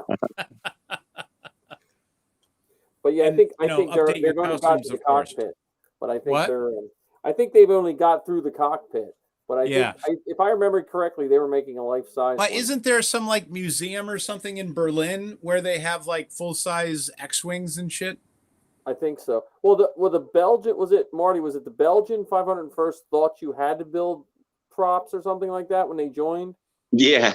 The Belgians were the ones who, at every celebration, they would bring the life-size everything. It was crazy. They were always. I have one from every celebration I've been to. I always trade swag with the Belgians, and I always have to get part of the the shirt that says the prop crew or something like that. So I'm hoping to do that again this May when we go to celebration. So Nice. I'm just taking swag. I'm not taking a costume because I'm not flying with. I'm not packing anything. Okay. Also, hey John, what's your deal with the whole T-shirt thing? I don't know. What'd you think of the design that I threw together? I liked it. It was cool. So I guess you could take any picture and do a silhouette like that, right? More or less, yeah. Okay. All right. I might have a couple of ideas as far as different silhouettes you could use, including the one that you already did. Right. For the uninitiated, I got in contact with Matt. I wanted to do a just a cast and crew design with the whole manifest on the back with a unique design on the front.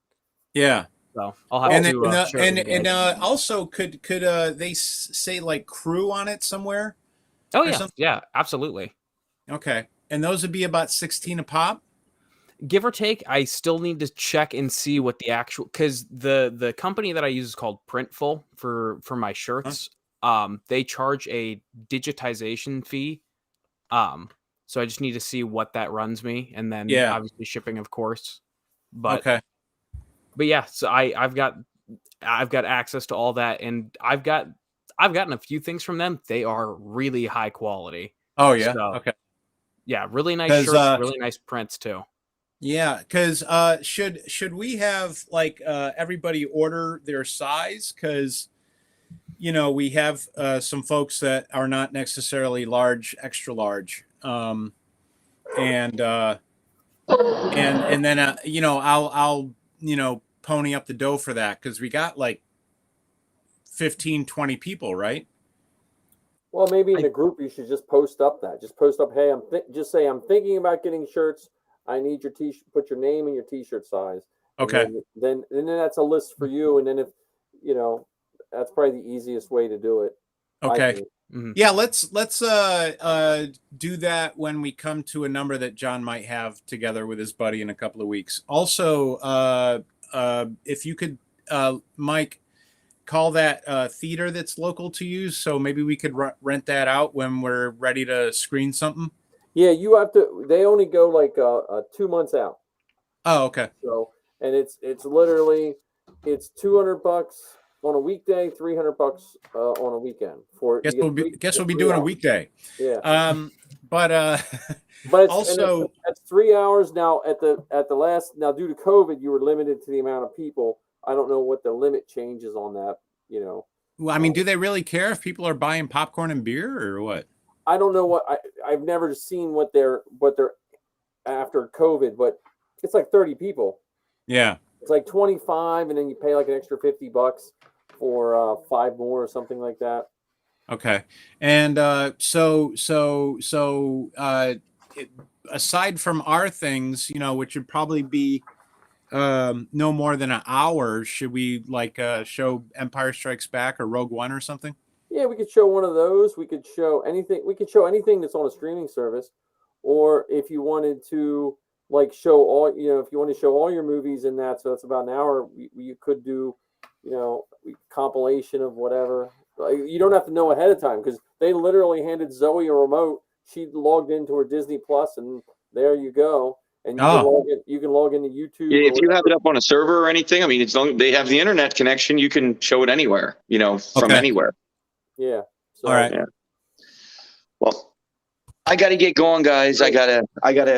Nicole's home, and I gotta, do things before bedtime. So sorry. All right. I've been up since 3 o'clock. I'm going to bed. Yeah. Okay. So, but everybody else can stay on. I just got to get going. So, but I'll talk to you soon, guys. It's nice to hang out. Bye, Marty. Thanks again. All right. Bye-bye. Thanks.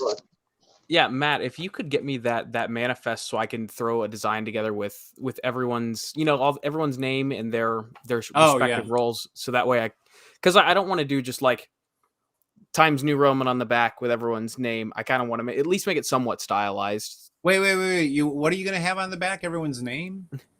Hang on. I've got an example. It's an old example. Okay. So, Mike, might need your help with that as far as names and shit. All right. Well, again, I think our best way to do it, because I'm the world's worst speller, is if we. You're a teacher, for God's sake. I teach math. And computers. I am a terrible. I am not. Me too. Spell check has saved my life in so many ways. Yeah, so this is kind of what I was thinking is, wow.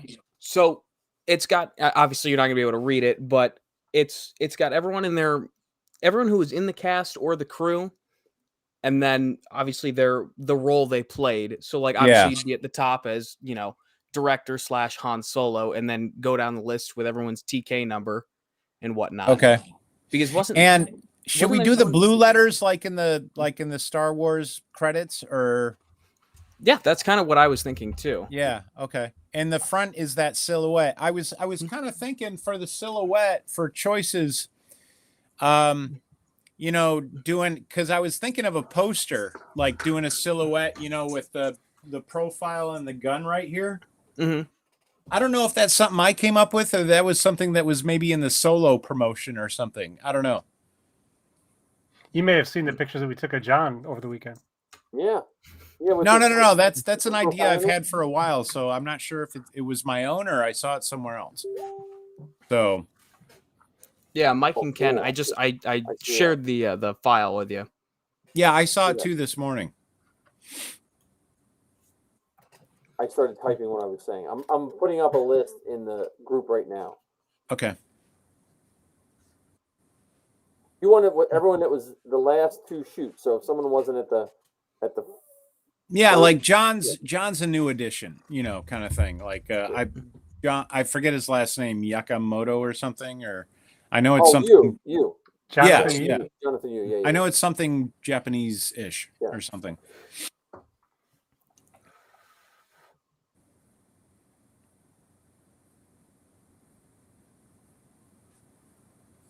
But yeah, so that was kind of something I thought of on my drive home. No, 'Cause it's brilliant. I had that as soon as I saw the picture of us all standing on the hill. I'm like, that's a perfect silhouette. And then I was thinking like, okay, I could throw this on a t-shirt. This would look really cool, especially with the cutout of the logo on the t-shirt too. Yeah. I'm very proud of that design. Yeah. Yeah. I'd like to be able to make the logo a little bit bigger or somewhere more visible or something. Yeah, I could do that for sure. That's not hard. Okay.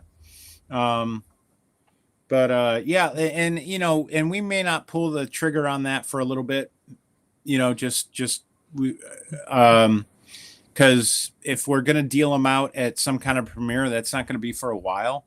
Right. Because I would like to hand them out instead of having to send them to everybody, Mm-hmm. Yeah, it's more fun too. Yeah, exactly. I'd much rather, get handed something at a premiere in a goodie bag than get some crap in the mail.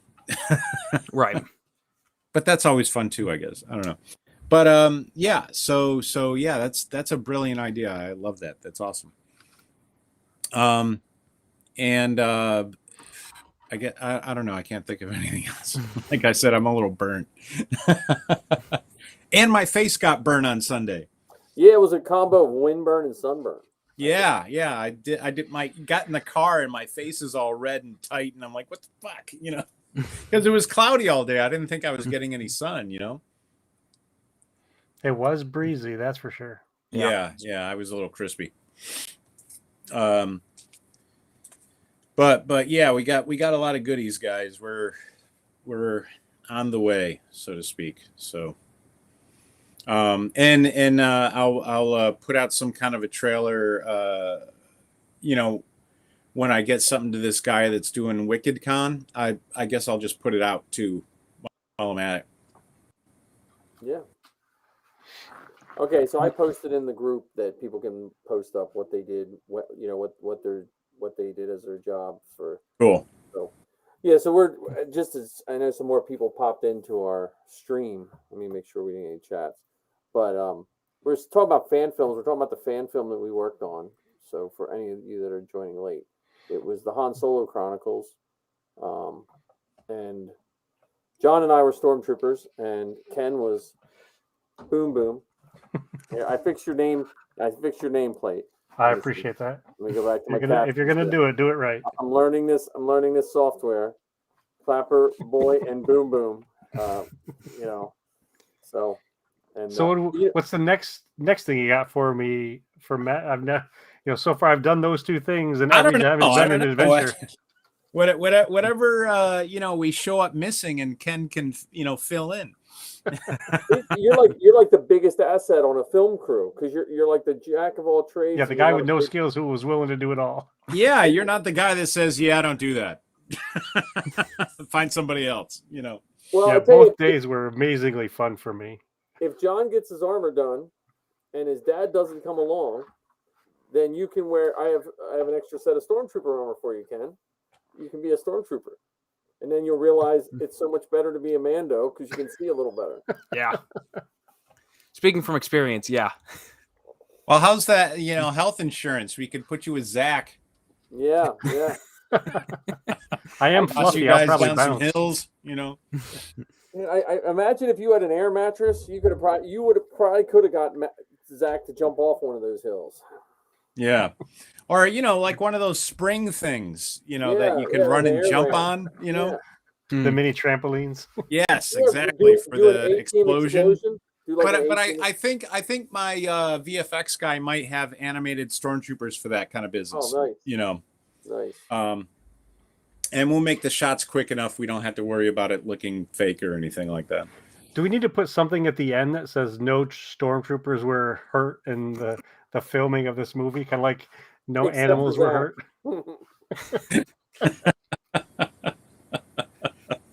No Zachs were injured during this movie. Yes, exactly. Yeah. We all had to kick in for his health insurance. Well, I tell you, you know what's nice? Like if we think about the fan film process, I don't know much about it. Honestly, I watched Zoe. My first experience to really, I got to see when they were making Witness when I was a kid, but that was, But when Zoe was on the set of Jake's film, it was an independent film. I never really understood what an independent film was versus a regular film. And, I started to understand that. And the process of just watching that is so much fun. And I think the people that were walking by, and it's the same. I know I'm like pie in the sky a lot of the time when it comes to this kind of stuff. But I sometimes, it's kind of goes back to that Spider-Man line with great power comes great responsibility. When we're dressed like that, we don't know what good we did for that person. There was people you don't know what was going through their head. Their week could have sucked. And that little bit of seeing some idiots out there in stormtrooper suits filming a movie, everyone, even the people that didn't stop, just got a little bit of a grin on their face. And I hope that someone, we at least help them, and that's like the overarching Star Wars is it brings us back to that, like just being a kid and like seeing whatever Star Wars you like. I know everyone likes different ones and everyone dislikes different ones, but in my book, the worst Star Wars is still better than most of the stuff I see out there. Yeah. Well, that's why, people came out of the theater in 1977 and walked to the back of the line and saw it again. I mean, because it filled you with it gave you all those good feelings of, hey, anything's possible. Well, and my favorite scene in pretty much all of Star Wars is the throne room scene. Like I have that song on my phone, and sometimes, like if I'm working out in the garage, I just have that playing. What, in Return of the Jedi? No, in the throne room scene in New Hope when they get their medals. The ceremony. Oh, yeah. Because when I was a kid, I didn't know there was going to be another movie. I just know. Well, there wasn't. Right. There wasn't going to be another movie till it made a shit ton of money, and they said, George, we need another movie. Yeah. And even in Phantom Menace, when they held up that thing at the end, I always liked that too. I like that, the joy that it gave. So yeah, even our friend in the orange sweater, we gave him a little bit of joy. Oh, he was drunk or something. He had to be off his meds. I don't know. So if you're listening, guy in orange jacket, we're talking about you. Think about it. I wish we got a shot of him so we could put him in our documentary. I'm going to make a little documentary about this. So there might be some interviews in the future. But he had to walk a pretty far way to get there. Well, I think he was on a bicycle. Well, even though we the first time we did a photo shoot there, we couldn't get access to that, and we walked all the way, and it was a long walk, because Marty actually built a special cart to carry R2, because you couldn't drive R2, you wouldn't have any battery power left, and that was a hike, Well, I mean, what I'm saying is, I wish we got a shot of the guy so I could put him in the documentary, and then in like 3 years, somebody will come dressed as the orange shirt insult guy, at the celebration. That's the dumbest thing I've ever seen. Oh, what a waste of time. Some of those guys, they were, and it was neat because there was people there taking pictures. There was 2 guys there. When we were filming the scene where we fell or whatever, they were in short sleeve shirts. They didn't look like they were out exercising at all, ever. Yeah. I think someone told them we were there because they just came with their cameras and took some pictures and then left. Mm-hmm. Because probably someone said, hey, I know that guy and he likes Star Wars. Let me give him a call. So. And the town was really thrilled that we were back, and that they were really excited that something was happening in the town of Kanoi. Yeah. So they're happy to have us whenever, So I wonder if you decide to do it at that place Marty said, because it's probably easier to access. We might want to have a person or two, or this maybe is Ken's next job. We might need like someone to handle the people. Yeah, like, that's where production assistants come in with the walkie-talkie. Well, or it just might be like, hey, look, you want to get some pictures with them? Well, let us finish the scene, be really quiet, and then we'll, And if you want people also running too, around, speaking about the town, do you think we should figure out a way of getting folks pictured by like a town sign or whatever. Yeah. Next time we're there, I guess. I don't know. Yeah, or we could make in the summer. Some of us that live around here could do a road trip in costume. Yeah. Just stand by the sign. You know, Yeah, because it doesn't have to be on the day of shooting necessarily. I mean, considering the edit, we might have to go back and get a few more things. Yeah. Well, I'd like to at least do one more shoot somewhere where we don't have to worry about falling. So No. That would be the that location that Marty showed us. Albertus.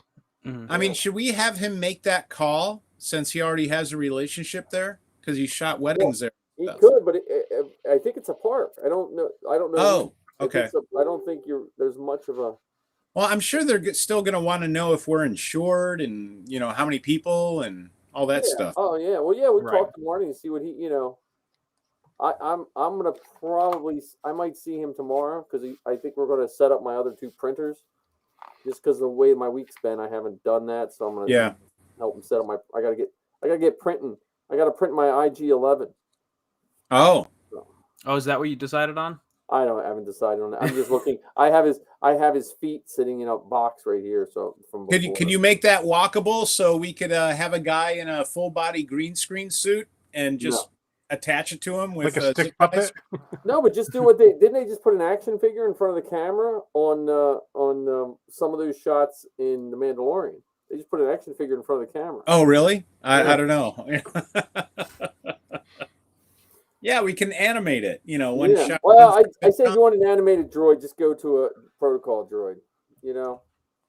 I have Safi's, and I'm redoing some of her costumes, so she'll have a new costume by summer. So yeah, I'm basically going to replace like 90% of it. So. And brought this up earlier. What about getting those light panels from the? There's a couple of builders on Instagram that make like the Star Wars light. Oh yeah. Things. They're like $200, but yeah. Well, you also check Home Depot. Home Depot makes a whole. You can get a whole piece of it. Mhm. It's already cut to a Star Wars-esque looking. Really? Or I think they're like $100 or something like that. It's like 186. 100. How much? 186. It's $186. It's but it's 3x6. Oh, 3x6. Okay, that's a little more than I. Well, Are you talking about the same these thing? these things are about like 6x8. They're a lot bigger. Inches or feet? Inches. No. We're talking about 2 different things. I think you're talking about 2 different things. Are you Yeah, we talking are. about the Death Star panels? Yes. Yeah. Yes. Oh, I'm talking about the switches, the actual light switches, the buttons.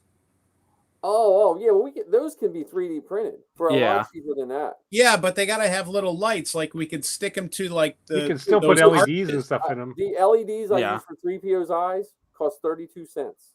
Okay, well, with batteries and maybe everything. you can make them.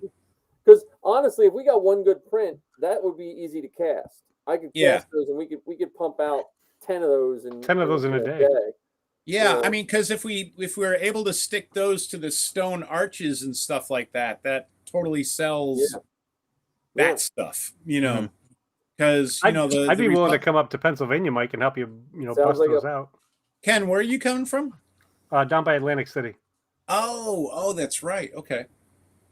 People So when come you to my guys were house- bashing New Jersey earlier, people come back to my house all the time to make stuff. Well, I figured out the multi-state drivers because my daughter's going to school in Massachusetts, Mhm. Oof. and apparently people in Massachusetts like to fight a lot, so they won't let you merge. They speed up so you can't get on the ramp and you hit a telephone pole, and then if you hit the telephone pole, they want to get out and fight. And the people from Connecticut won't let you in because they're like, can't you see what I'm driving? You can't get in front of me. This is a new Yeah. Audi, or a Saab or a Volvo. And in New York, that's a mixed bag because upstate and Long Island, totally different places. And then New Jersey they're just looking at their phone. They don't see you. yeah. Because I thought New Jersey people were aggressive forever. And then I started driving with people from New Jersey, just not paying attention. Dude, Yeah. driving Philly. They're not mean. They're just not, paying attention at all. Yeah, drive through downtown Pittsburgh. Yeah. Yeah. Yeah. People from Pittsburgh see an Ohio plate and they try and run you off the road. Yeah, All right. exactly. Looks like Anthony wants to come to Mike's house too. Hey, Anthony's welcome anytime. I think Anthony would make a good officer. Yeah. Who's Anthony? He's one of the co-hosts of Boomer Boy. No, wait, I gotta get your caption now, Ken. He's one of the co-hosts of the Forces Behind Star Wars podcast. But he's also I'm getting the two officers from the first episode, my neighbor to play Admiral Balm again, and he's got a big basement / garage I could hang a green screen in. So nice. And I'm gonna get his counterpart, and these guys have never been in scenes together, but they never met. Shane Menthal, he's in Brooklyn, and he's part of 501st, and he's got a green officer's uniform, and he's in episode 1. Oh, okay. But I shot them separately and then just put them together, green screen styley. But there's a kid I've been corresponding with as of like yesterday who's in Westchester that I thought had a officer uniform, but he just has the white Krennic one. Well, that gives you a variety though. Like as long as he's not standing next to a stormtrooper, like he would be one. If you have like the pilots show up, you group him with that. Yeah, but I'm not sure where that works out on the bridge, because he's like a way higher ranking, kind of person. He would never be on a bridge. He would always be in like conference rooms and stuff. Yeah, I'd have to go to the Imperial Officer Corps and see what those mean, because I know they mean there is a bunch of white shirts that mean different things. Oh, really? Okay. Yeah. So because I'd still like to use him. He's local, so and he's a younger guy. You can give him different rank badges and stuff like that. You could rip those are easily adjustable. Rip his stripes off in front of him. Well, I'm just not sure how the cape plays into it and all that kind of stuff, because it looks awfully flamboyant compared to the other guys. Well, you could just have him be a very flamboyant officer, with a southern accent. Exactly. Hey, y'all. But what you up to? No, but I think I think we got enough like for whatever shoots, and I'll look at those door panels, because again I've been wanting to make some for down here anyway. So it just next time I see the link, I'll send it to you. I can't remember his Instagram handle. It's like Star Wars Builders or something. Yeah, well, there's probably I'm in the Room Builders. I'm in the Star Wars Room Builders group because I'm building my interior, my Falcon. Oh, yeah, we got Ned on board too. Ned too? Ned just showed up. Is he getting video? This is becoming a party. Now, but they're going to be like, wait a minute, Ken usually keeps our show running well, and these guys are just talking about nonsense. It's my fault. I'm sorry. I'm just playing with the graphics, so I think Ned would make a great member of one of the stalls, like selling stuff. Oh yeah, there you go. You have to have like little Star Wars action figures in the background, like as a nod, Well, you could get the Stormtrooper dolls like from Rogue One. Oh yeah, hang on. Yeah, those little marionette kind of dolls. I would much rather use the real deal. If I'm going to have someone just for the stalls. If I'm going to have someone work 20 hours on designing, a VFX, I'm not going to say, "Oh, could you put this doll in there?" Oh, well, that doll, that's different. Yeah, but that's what I'm talking about. You're talking about like throwing us,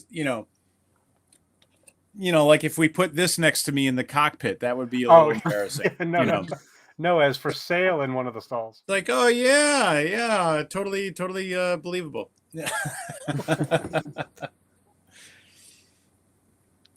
That might be a little silly. I know it's good podcasting when you're looking in real time up something. So is Ned jumping in or what? Oh, wait, they can jump in live if they want to. We can send them the link. I don't know. Yeah, do it. See what happens. I need somewhere to send it. Ah. They have to message me in Facebook or something like that. Hang on, I just do it. Sorry. I'm looking up. I'm gonna show you these door panel controls and see if I. All right, I'm gonna see what's in the fridge. All right, here, look, right here. Let me see. Is this what you mean? These red ones? Yeah. Okay. Let me see. Share my screen. Yeah, their CG Trader has one too. Like these, I would assume he's talking about. Yeah, those are the door panels he's talking about. That's Sketchfab, but Yeah, Mike, we were thinking a little bit too big. why?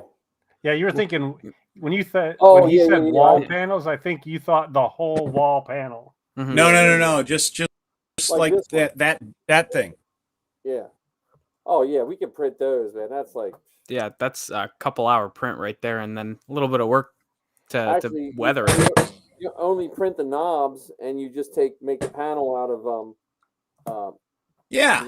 make Yeah, need we to just print the need a knobs? couple Can't you little use PVC pipe LEDs, for but that? but it would be great if we could be able to stick it like wherever we want, you know? Yeah. Just make it a box, and You know, They with a have little 3M Velcro or that you sticky can- pad on the back. yeah. Yeah, double-sided Velcro or whatever. Yeah, here we got. I think Anthony's boys would make a good like X-wing pilots in the background, like young upstart X-wing pilots, ready to go fight the new Empire. They could be Trapper Wolf Jr.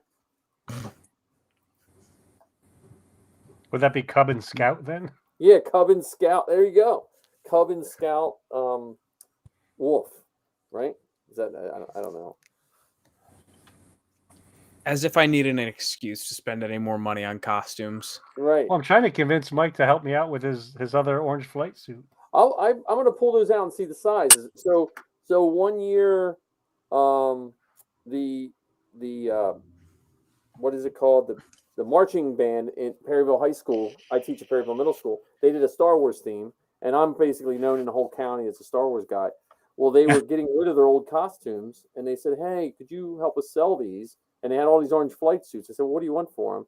They said, "Oh, we only want $25 a piece." I said, "I can get you 50." So I sold half of them for that, and they said, "Oh, just keep the other ones." So I had like 4 or 5, and now I think I'm down to like 3 or 4 of them. I just got to check the sizes because we were going to do a Wilrow hood, and then when we went to Chicago, we just with 000 and carrying all that stuff, we just had too many. Anthony, we do have new titles for Ken. He's Clapper Boy and Boom Boom. Did Anthony see your shirt though? Oh, I don't think so. He is the official Clapper Boy of the Solo Chronicles. Clapper man. Oh yeah, I Hey, got promoted. Jeff promoted me. I forgot about that. Oh, you're Clapper man. Okay. Yeah. I didn't want to. And you Yeah, got Jeff to clap. You got to do the Empire Strikes Back clapper that was taken to Norway. Norway. So it's all. So in reality, you did the true Star Wars movie in like 6 degrees of separation, kind of. so now you just got to go find yourself some pink shorts. Yeah. Well, Yeah. oddly enough, I have a pair of not short shorts, but I do have a pair of pink shorts. Better take the scissors to him.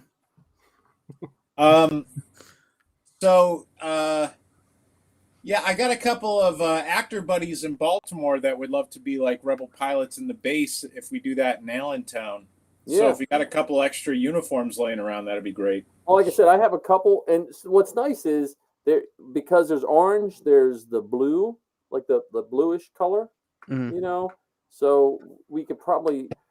It's hard to find them. Like it's hard to find the actual ones that did, but I mean, if we had an inventory of like how many flight suits we have, but also how many of the chest plates, I don't think. Like I don't know how many chest boxes we have, but again, that's something from a distance. You get a block of wood, and you put some buttons on it. The white vest. If it's not going to be close in screen, you can the finagle white vest would probably be the more difficult because the strapping and all that you can make that in a day. We don't want to be close enough that we could see the wood grain of the Right, piece but of it was- wood that we you use. spray it with Oh, plastic, we're good at sanding things smooth. and you also spray with Plasti Dip, man. Plasti Dip is a costume person's favorite. Oh, Plasti yeah? Dip will make anything not look Is like that wood. like tool dip? Yeah, but it comes in spray or dip. Yeah. It's the same stuff. You just I've never used it. I know what it is. I just never used it. That's like the cosplays next to duct tape. It's probably the second most used thing by cosplayers. I'm surprised you guys don't buy gaff tape. Yeah, well, I went to Gorilla Tape only because when you have to patch a costume, it has to be patched like as quick as possible and as permanent, and then you worry about fixing it later. Yeah. Mhm. Well, actually, I got Ned in here. The trooper at I think I'm upside down. Oh, Ned's sideways and less gravity. Your oh, there's There Ned. we go. There we go. So Ned, What's you up, have to dude? introduce yourself to. I think we have at least 2 people watching us on YouTube. Yeah, I just kind of stumbled upon you guys today. So Ned, we missed you at the last shoot, but I missed you guys. I got stuck in Mustafar, like I was telling Matt. Messing around with that Vader kid. Yeah, man, I'm telling you, he was smoking by the end of the day. Did all that shake out okay? Yes and no. I'm still going through it with them, so I'm trying to figure out what we're gonna do. But my boss is whoa, sorry about that. My boss is basically out. He gave his resignation, so now we have to see what's going on. Wait a minute, is that the Armorer's hammer? That's the Armorer's hammer? Yes, it is. Oh my goodness, that's beautiful. You know this is not an armor party, right? I'm making a forge. I'm building a forge master basically Nice. for the mercs. So I got this all smoothed out. So what are you guys up to tonight? Well, we started talking about fan films and all of our shooting, and then we kind of went all over the place. And Chewbacca stopped in, and now we found another location. I don't know if you saw, what was that place called again? Now I'm a terrible person. Lockridge Furnace. Lockridge Indoor or outdoor? Outdoor. Oh, okay. In Albertus, Pennsylvania. Yeah, Lockridge. Yeah, it's got a bunch of stone arches and stuff like that. That's very Yavin-y. Oh, that'd be cool for a Yavin type base. Exactly. I'm gonna try to pull up the pictures here. That might actually be better than the place I suggested down in South Jersey, because that place is a state park, so it might be hard for us to get them to let us do it with that many people. Well, also the place you were talking about is just a bunker. This is several different buildings, so we could get a lot more depth. Yeah, yep, definitely. And you're not seeing the tops of the buildings. You're just seeing what's in the frame. Yeah. So yep, definitely. Lead the eye to whatever we want them to see. Exactly. And the VFX guy could build shit around that. So I can't believe no one has just made a slideshow of this. That's what I'm trying to find. Come on. I sent Anthony a link too. I don't know if you decided to jump in or not. Oh, okay, good. I had to scroll down I almost didn't see Ned there. We're new at this whole. I didn't realize you guys were on YouTube. I was watching it on Facebook Live, and I was trying to type in, and then I was like, "Wait a minute! I know Mike last time said that they were having problems with the Facebook chat, so I said, let me jump over to YouTube and see if they're on there." I keep on thinking it's going to be Thursday, and I see it on Wednesday, and I'm like, "Why don't they call me?" Again, we just started this as. I was testing software for Zoe's podcast, and it became a podcast in and of itself. Here, I don't know. Yeah, there you go. This one, let me see. I'm just trying to see if it doesn't want to give. There we go. Ned, do you see that? I'm on my phone, so it's super small. But oh yeah. I don't want to sign up for TripAdvisor. Yeah, there's that's the one. I like that one there. Because we could put X-wing noses in there and stuff. Yeah. Oh, look at that. See? You have a Gonk droid too, don't you, Ned? No, but I'm building one. Yeah, that one's cool too. Because if That we go to one- a place like that, we definitely need a gonk droid. well, Mhm. Mhm. Dave, the droid builders is And R2 can move Yeah. around on that shit too, Dave right? Castellano, right? yeah, Dave Dave C? Castellano. Yeah. Yeah. He's got droids all over the place.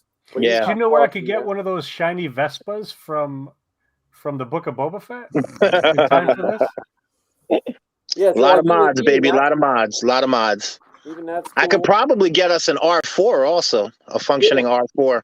Well, I know Marty has an R4 dome for his R2, and then he just puts the red tape over the blue panels. Yeah, Matt Dunlop has a full functioning R4 K5. Yeah. Yeah, so between that and all the protocol droids we have, we could Lots of droids, baby. Yep, have lots of droids moving in and out of frame, foreground, background. Sounds good. In the way, out of the way. Yeah, we're Anthony's just, not gonna be able we're to jump on, gonna- guys. He's got something else happening. Oh, thank He's you. just Anthony. listening to us. Thank you for stopping in, Anthony. And yeah, we keep giving Matt ideas. The movie's going to be like 6 hours long soon. Hey, that's called a trilogy, right? It's a Right? trilogy, Yeah, right? little Yeah. So trilogy. we cut it up and section it out. You two can make a trilogy for under $5,000. Zach will be all grown up. Won't be able to fall down anymore. Oh, did he do his classic drop? Oh, he was 17 classic drops. Matt just looked at him and he was falling over. Matt had to tell him to not drop so quick. He Oh was my very God. eager to drop. And we can't Oh, man. discuss the final scene, but that was still one of the best. But we can't discuss it on air. People have to come see it. Yeah. Very exciting. You Now, missed that, Mike. man. It was a good day. Oh yeah, look at that. Wait, is that from the game? Is that from Yeah, it's from the game. Yeah, it's from the game. I just have all my masks and heads. We could put this hairy guy here, Other way. There you go. put him in an orange flight suit, and just cut his horn holes out of the helmet. Well, Hey, Ned. I got a bunch of those up there. Oh yeah, there you go. Look at that. And then Yeah. those back there. Oh, That I'm there we working go. on. There we go. Oh, you got a nice. Yeah. What printer are you using? These I had printed for me, but I just got a Creality Ender 3 Pro. Oh, nice. So. Sorry, I feel out of place yeah. without a helmet Oh, yeah, nearby. Look at that. You just have Mandos walking back and forth. Have Han Solo stop at a Mando camp. There you go. The Mando Cave. A little Or covert. We'll Mando all be by the mango fire. stand. We'll all be by the fire, Making smoothies at the Telling Mando war Mango stories. stand. Mando mango smoothies. Yes. Hey, Well, Ned. I Yeah. was telling these guys, my VFX guy in Australia, he is finishing the girls walking through Tatooine, but the village is empty. So I might need to get him some aliens, Jawas, sand people. And one of the guys suggested that you should be a vendor in a tent selling shit or something. I could do that. You want to could do do that. that? I just I got I could put together like a little in-universe costume. Like a yeah, really like thick in a robe apron. with a belt or something like that. Yeah. He Yeah. could be forging. He could be forging helmets. Yeah. Yeah. Do you think Or Ryan would let us shooing set up away a green Jawas screen or in his something workshop? like that with a cane. I don't know. Oh, I'm definitely sure Ryan would let us set up a green screen. Well, no, I'm shooting the Admiral, the bad guy, up here soon at the end of April. If you want to come maybe I could come there. I could throw you in. Okay, yeah, I could drive up. Yeah. You know, That's not because a he's problem. got a big garage with room for green screen. Okay. You know. All right. And I'll put together a sketch. I'll put together a sketch and figure something out. I was also going to get Shane. Oh, Shane Menthol? Yeah. He was in the first one, right? Yeah, He well, did an officer for you, right? yeah, but the Star Destroyers that are attacking everybody, that's who that is. Gotcha. The Fanatics, you know?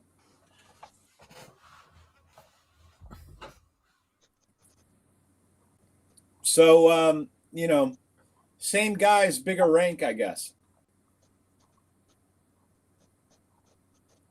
Hey, Mike, do you think you could print me like one of those exterior robot eyes like the mods had? I could be probably. Ned's assistant at the shop. There you go. You know, Oh, that'd I'm be the guy. cool. I'm the guy at the cash register. Yeah, there you go. Well, I'll show you guys the shot, and you could either like be a villager walking by, or you know, a vendor, you know, at a tent, you know, because there's a couple of different things. It's just like a quick 3 It's second. cool to do cameos. Yeah, it's cool to do little cameos. Yeah, yeah. But you know, the shit's fucking awesome, you know, considering before it was just still pictures of the town of Tatooine. Now like the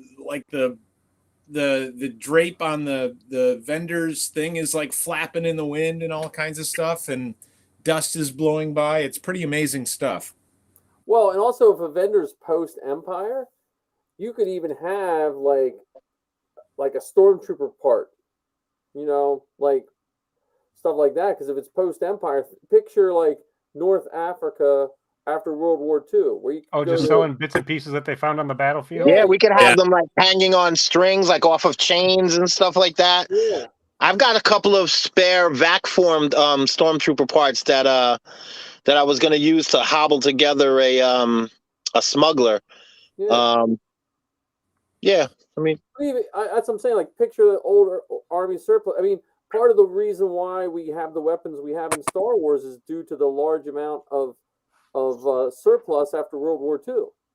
You know, that's how we have the blasters we use and all the little Greeblies. It's because in 1977 England, they still had tons of army surplus because the war effort kind of came to an abrupt stop. If you look at the awards scene, most of those uniforms are World War I uniforms because the studios had a shit ton of World War I uniforms.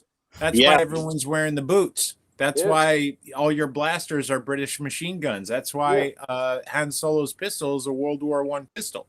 Yeah. You know, they just fabricated stuff off of the stuff they had laying around. Right. You know? Plus, that was Winston Churchill's favorite pistol, too. Yeah.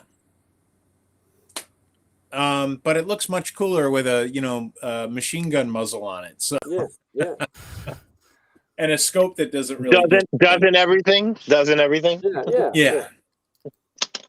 But that's what I mean. Like that's where if you think of what the surplus, what a vendor would be doing, you know, after the Empire fell. Like I picture how North Africa, all the North African countries that were in the colonial stage pre World War II, then weren't all of a sudden, and they were just like up whatever they could find. I think I might have lost my droid collar. Really? If anyone runs across it. Well, we'll keep our. Is that a droid collar right there? Oh no, that's not. Nah, it's a grenade. Oh, okay. There you go. I'm glad that's what that was. Yeah, you never want to mix those up. Yeah, that would be. Come here, C-3PO, and you blow your hand off. Is that a fleshlight? Far from it. Far from it. Far from it.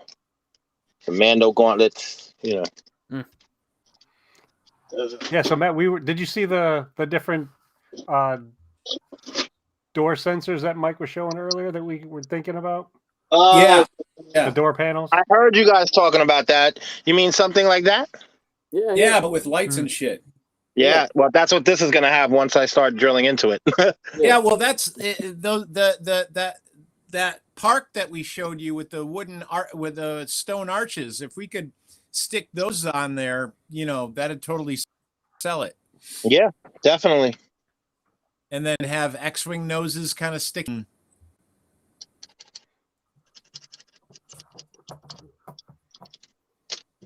Easy Von Peasy. Have some mouse droids running around.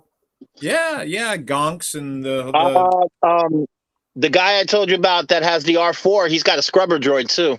that I Oh, yeah. detailed up. I grunged it all up for him back in the day. Looks really cool. I think he has a mouse droid as well. Yeah, I think I'll ask him. all those droid builders have some sort of mouse droid. But like, Yeah, I know he's in the Marty tri-state. has, He's in the tri-state droid builders. Marty has a mouse droid. I know Dave at least has one. Dave has a scrubber droid, I think, too. And that's again just background droids. And you have a BD droid? I'm actually going to. That's going to be the first print I do on my new printer once I set it up. Is a BD1. Oh, okay. Marcus just did a BD for a friend who works down at Galaxy's Edge, so I'm I sure. will show you guys a little something I'm working on for my Mando. To sit on my shoulder. Any of you guys, well, other than Ken, remember what my Mando looks like? I don't. I'm making a little Viper droid. little to sit on my shoulder, have them articulated. Nice. Kind of like Iden Versio. Yep, similar to that. But he's going to be weaponized. Nice. Yeah, I wouldn't expect anything less from you. I'm surprised it doesn't have a bazooka. Well, it opens up into he does have a bunch of turrets on the top. Nice. But yeah, so. Yes, I mean. So yeah, man, I was looking at the pictures. You guys look like you had a great day, man. Great day, a lot of good shooting. Had me all. It was cloudy. The sky didn't match, so we couldn't get those shots. But we got a ton of other stuff that we needed. So okay, all good in the neighborhood. That's always good. Yeah, it was cloudy. There was no blue skies to be had at all. Actually, Mike, did you say you were going to show some stills from the day? Yeah, let me pull those up. I was on. I'm trying to avoid not clicking the videos of this feed so we don't get feedback onto the. We've only had that once today, so that's like a record. Anthony's impressed with all the stuff that we're showing, so I figured to give him a treat and show some of the stills from filming day. Mm. Yeah, let me. We post a lot of crap, man. My up there. I just. Yeah, and Matt, while he's pulling that up, I know that Mike has seen the rough cut, and I saw just a few minutes of it. Are we able to see that at any point? The rough cut? Yeah. I just showed him on my phone. Oh, yeah. I was hoping to, get a tighter trailer together with that stuff. I mean, I guess I could play it right now. Can I play a thing? Yeah. Let me. Hang on. Where is all the? We had a. Is it like Zoom where I could play a video, or? I think I don't know what controls you have on your side. Do you have a share screen button? I have a camera button. Disable camera. Button? I got a share screen button. Yeah. So you put it up on your screen, and then that should share that. Okay. Here, let me. Now this is very rough, kids. So don't judge. I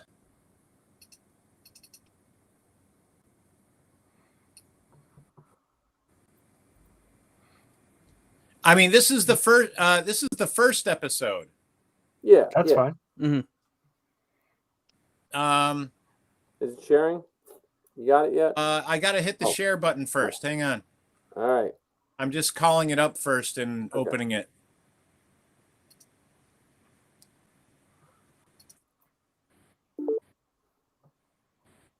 Okay, now I got to turn this on. There you go. You see that? Yep. Okay. Stay upside down.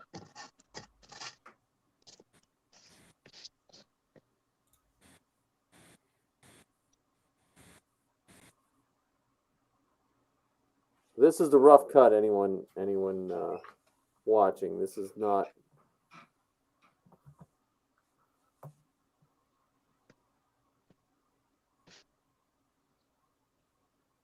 Nah, I'm sure you know what happened there. Huh? Yeah. I'm sure you get. Okay. This is the first episode, not the episode we did. So I'll just play some of this so you can see it, and then I'll play our stuff. Okay.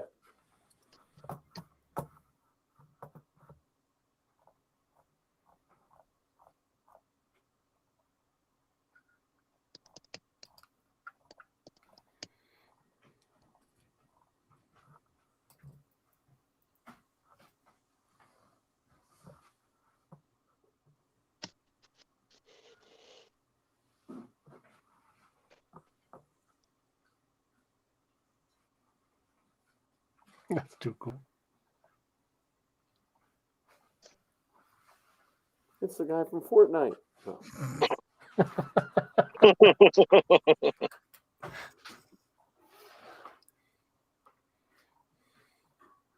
Is that a street light? Better than that cheeseburger ship.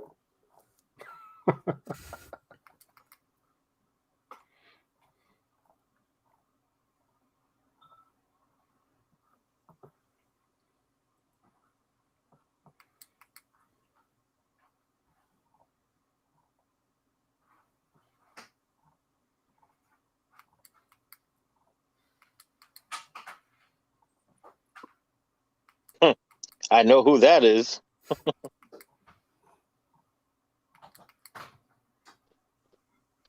Is that JC Fett? Yep.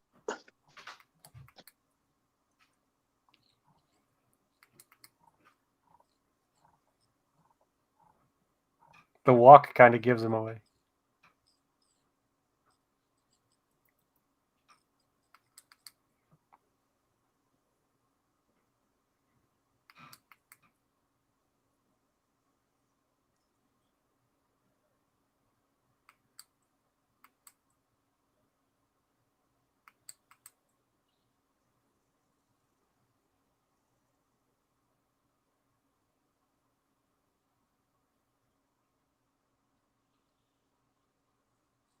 I am glad they showed the interior of how that works in The Mandalorian. Yeah, that was definitely a cool scene. I love the wipes.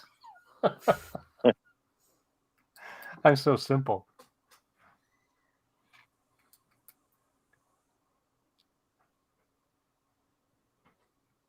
Is that the droid collar you said you lost, Matt? That's a flashlight. Oh, He upgraded after that.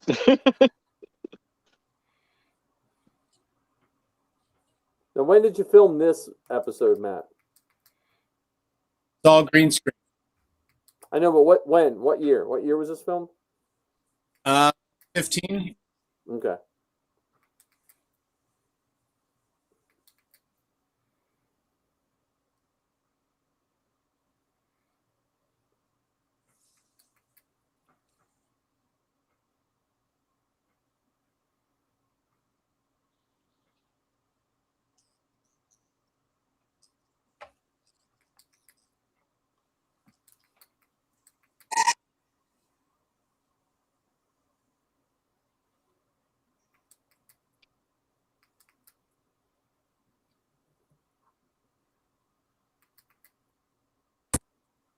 So that's it for that. But the rough of our, hang on, let me find it.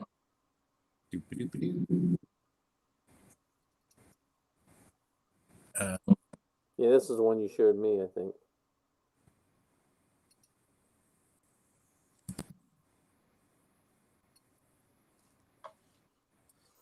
I think this is it.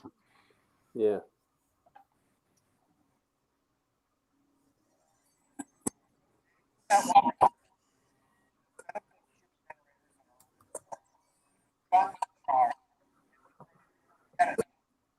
I think you guys shut your mic off, Matt. I think.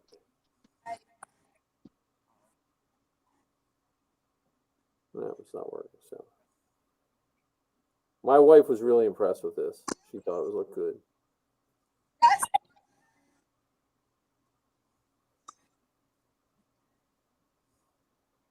And those watching it at home, it's just glitchy mainly due to our stream. Yeah, to the restreaming. Yeah.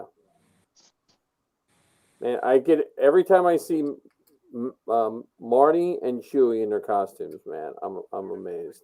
Yeah, me too.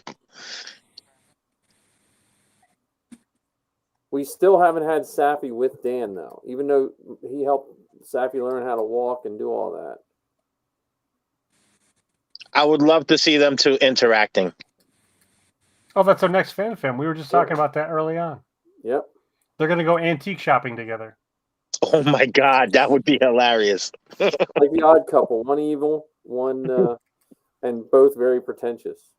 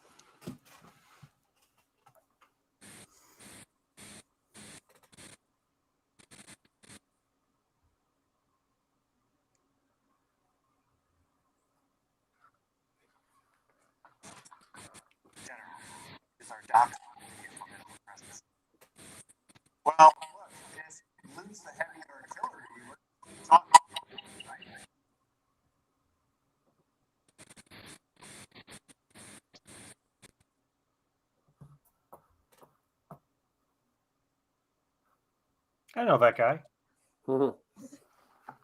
There he is again. And that guy. Marty's printing a lighter crossbow. I think after he liked his pictures with his crossbow, but it's so heavy. Yeah, the audio isn't coming through too good on this broadcast. Yeah, that's all right. I think, yeah, I'll have to figure out how to. Gives me something to learn. Well, Zoom doesn't do it very well either. Yeah, Zoom doesn't do it well either.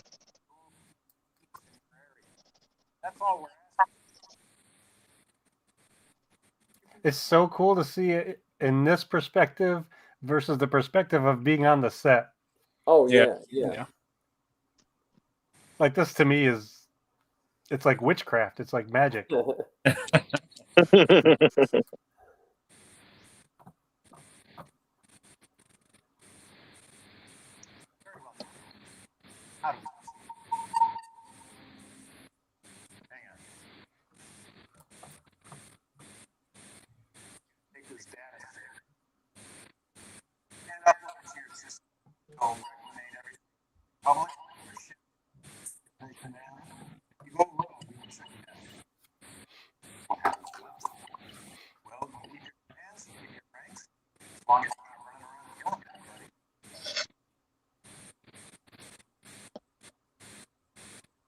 Where's Zach? Zach's like, I'm ready to die for you, sir. I'm ready to fall on my blaster for you, sir. Yeah. Snap your fingers and I'm down. It's that FX helmet. I recognize that FX helmet anywhere.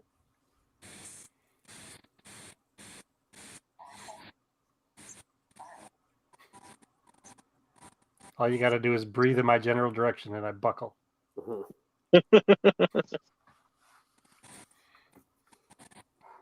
We got to get Zach to come on some Wednesday. And then as soon as we say, what do you think, Zach? And he'll just fall off his chair.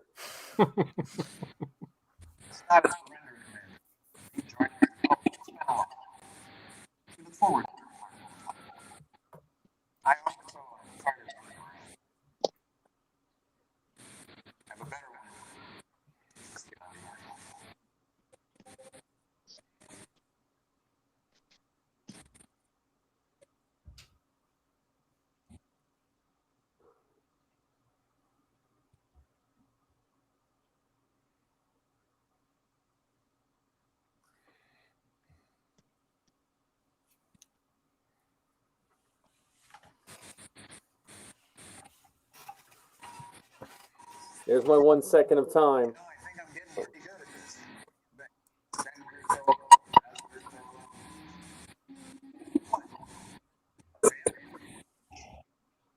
This is where I almost lost my voice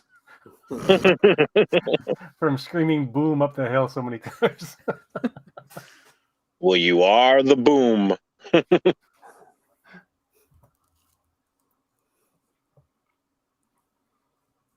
So you get the idea.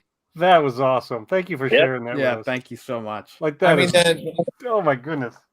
the music's scratch track, but I cropped it all so it's 25:1 format. It was a 16 by 9.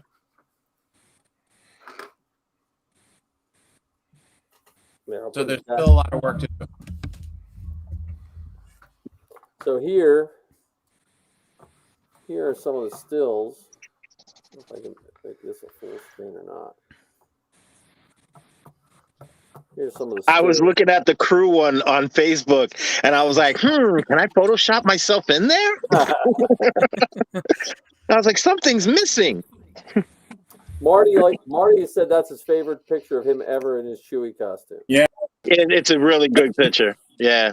That was the Pretty picture. badass. That was the picture. I was like, I wonder if they would notice if I Photoshop myself in there. Well, we left a space for you right there next to the AT-AT driver. Yeah. Well, there you go. That's a great shot too. Put me in as the Force Ghost. That's a beautiful shot. I didn't see that shot yet. That's a beautiful shot. Yeah, the clouds do look pretty good.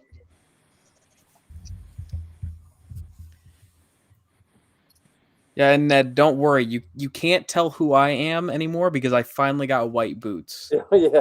Finally. But you'll still always be able to pick now I me can't out. pick you out of the crowd, huh? No, you still can because I'm the only shiny stormtrooper with a pauldron. Yeah, he's that's Oh, okay, yeah. It's really small on my screen, but I'm actually seeing the glare here. Yeah.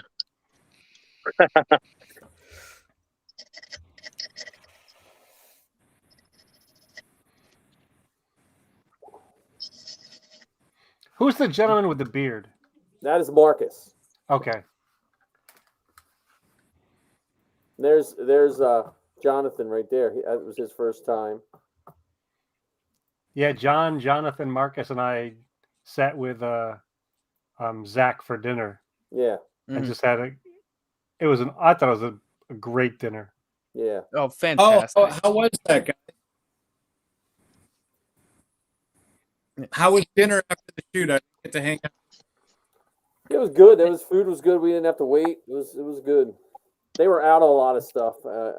Sunday night is probably their not best night, but that's a good one of Quinn. Yeah. Mm-hmm. That's Marty. That's a nice one. I like that one. That's Marty when he's not Chewbacca. That's me. That's you. Yeah, they wouldn't let me get in my costume to take pictures of me. Nah. No Mandos this time. No custom Mandos. You should have put it on and just like casually walk through the background. I will. Like you're reading a map. Yeah. like where am I going? And Donna brought all the setup. Donna's she set up brought the tent and a lot of the stuff. Nice. And cookies. He brought a cookie. I know. I heard I missed cookies. I heard I missed some awesome cookies.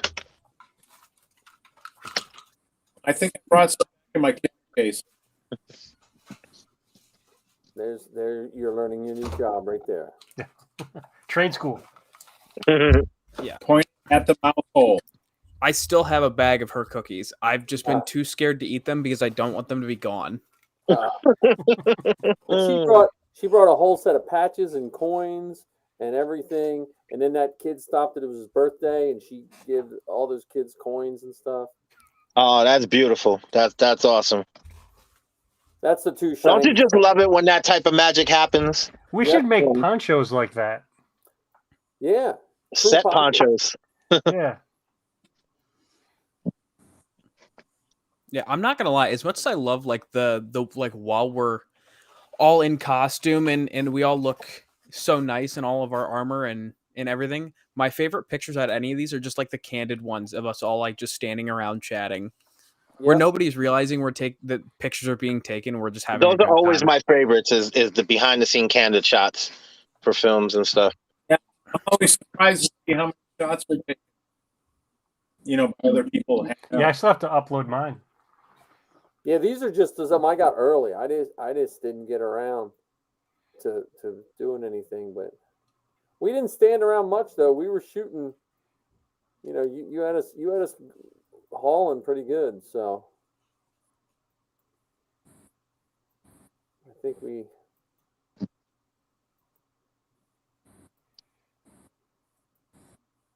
And then these are the non. Yeah, I could lose you guys sneaking around the corner trying to get cosplay shots. Yeah. And then I have to go find you guys. Did you guys get a crowd again like we had the first time? We had another family celebrating a birthday. Yeah, we didn't have anyone engaged. We didn't have anyone camping like last time. And Okay. we got a heckler. It was our first heckler. Yeah. Yeah. Oh, those are always fun. Again, I still think it's odd he had to travel that far to actually heckle us. That's pretty funny. That's gonna if I go to celebration, it's gonna be my. Try having one of those at 2:00 in the morning in Harlem Oh, doing a music video. Oh, geez. that's Yeah. I believe that's Marcus. I had that great opportunity I to think deal that's with. it. I think we did them all. But that's our. Those are great shots, Mike. Those are great, man. Those are great. That's just a compilation of who sent me pictures. So we'll get them all together and have a whole press kit. Yeah, definitely. Yeah. The more press we can have to push this out, the better. You know, a lot of people, I was telling Matt a while back, a lot of people love behind the scenes making ofs, and it draws a lot of crowd and a lot of new fans to projects, you know? Once we finish with this, I want to like get individual use it to build documentary, the behind the scenes pro and the still and all that. Yeah, definitely, man. Get interviews with the cast and the crew, you know? Yeah. Yeah. Do you think Well, if I yeah. asked Kathleen Kennedy for some assistance with this, she'd give it to Okay. us? Well, you know, For some money. just start every. It doesn't hurt. Okay. I'll ask her. I made some TikToks for us. On Saturday when we were filming. You know, so I mean, I'm trying.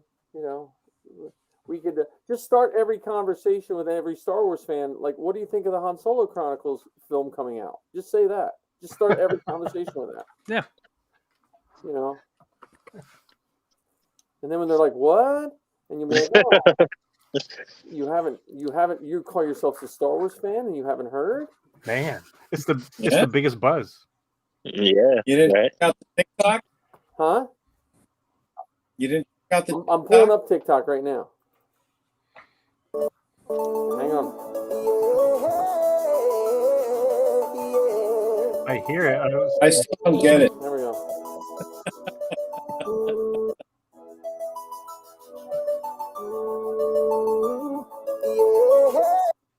You know, instead of waiting for a good day, Marty.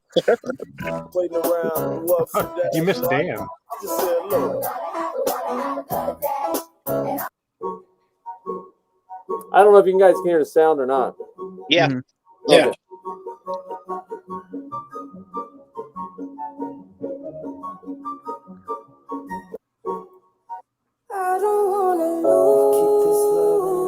You just had to use the picture with my gut sticking out.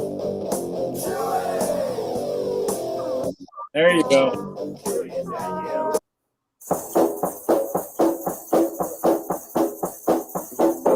Which track?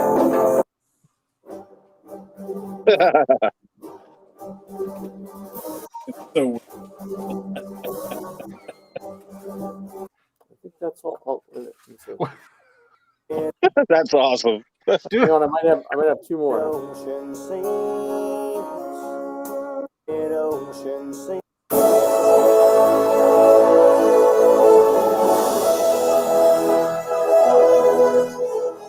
There's Matt doing the pointing. I got a lot Mike, of pointing. play the one that you made for John and us. Which one?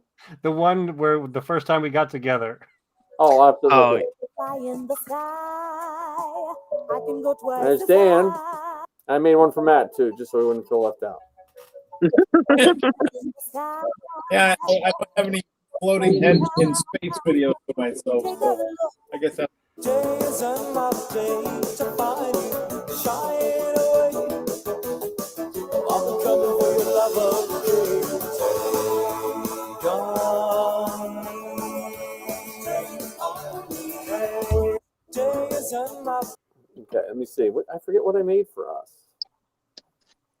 It was early on when we were doing these. I have way too many TikToks. Never too many TikToks. Is it this one? It all started when a dumbass met another dumbass, and they met another dumbass, and they became the dumbass trio. The end. It all started when a dumbass. That one? Yeah. yep. It tickles me every time I watch it.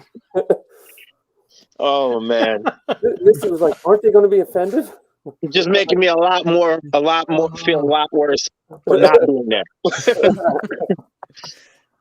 Now I should have just gotten fired and gone to the shoot. Oh man, it was the worst timing.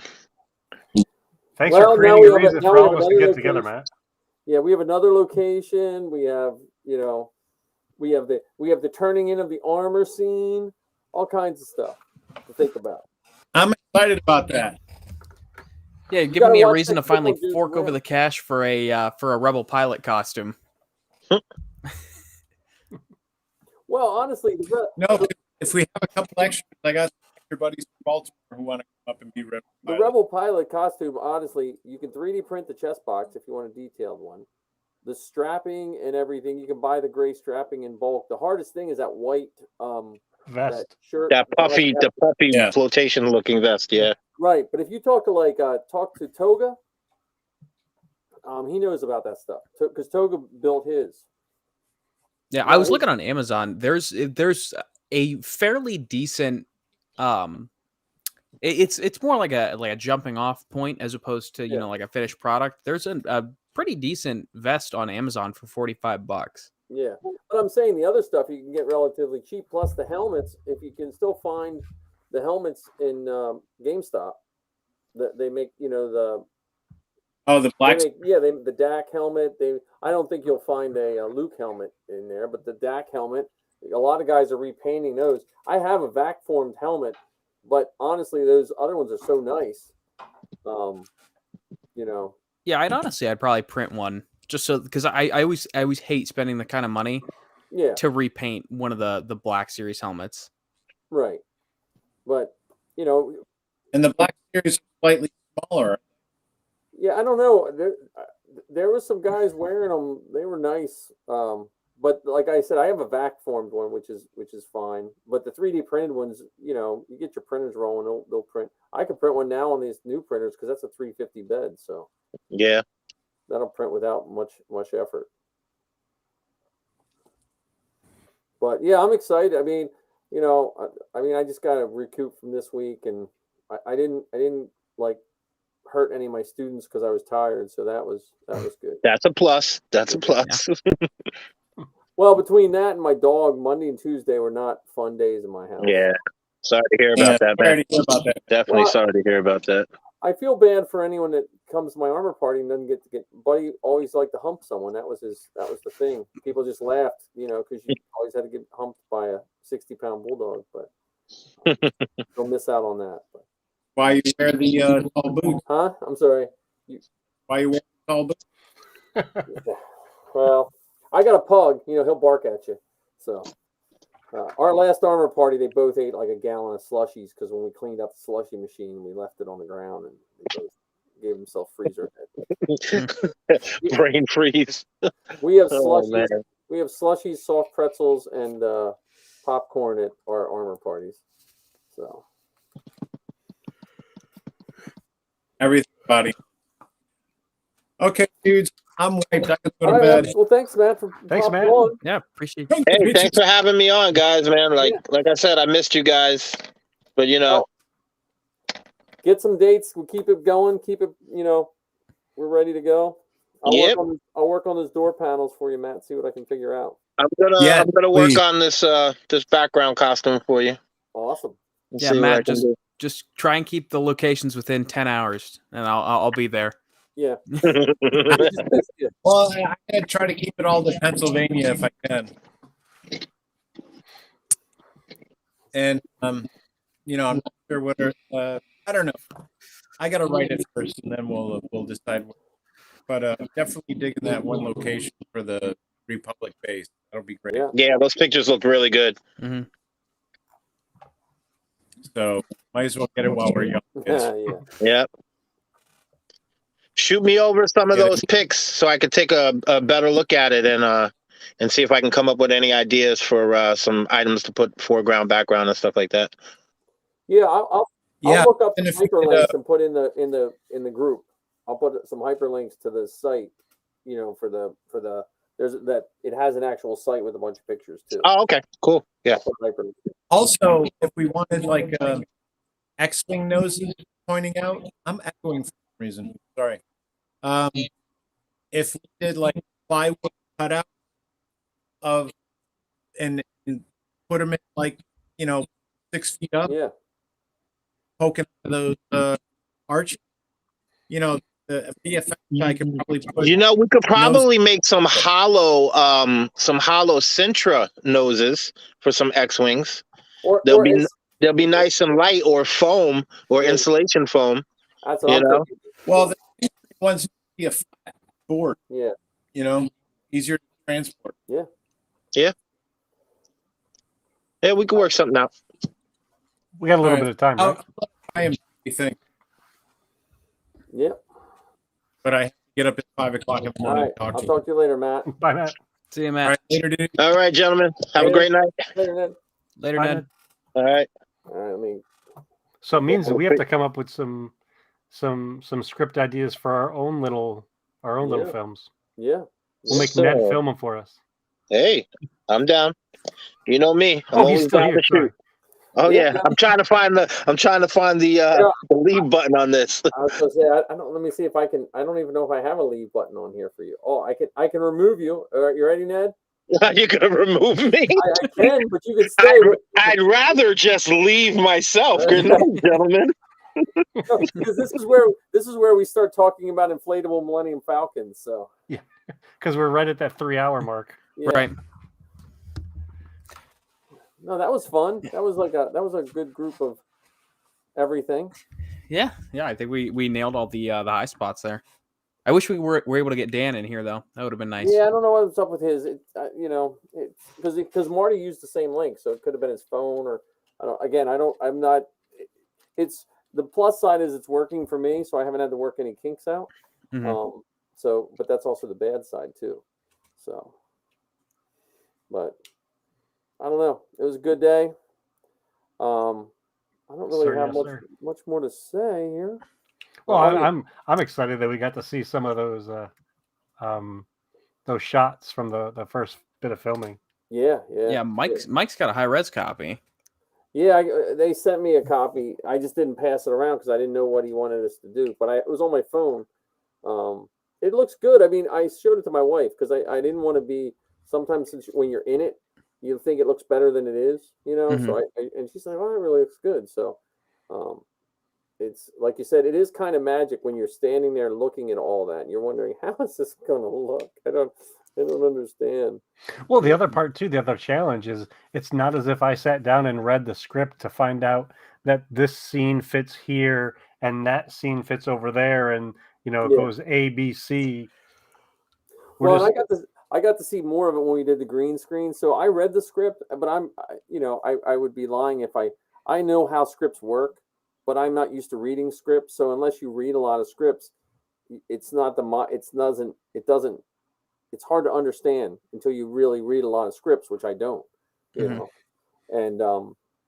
so when I saw some of the cockpit shots, it made some more sense. And again, I was just starting before Matt came in and everyone came in. When I read the script the first time, I had that picture of him meeting the stormtroopers as more of us as a motley crew of like half armored, stragglers and stuff. Yeah. So, It's Star Wars Resistance, is it?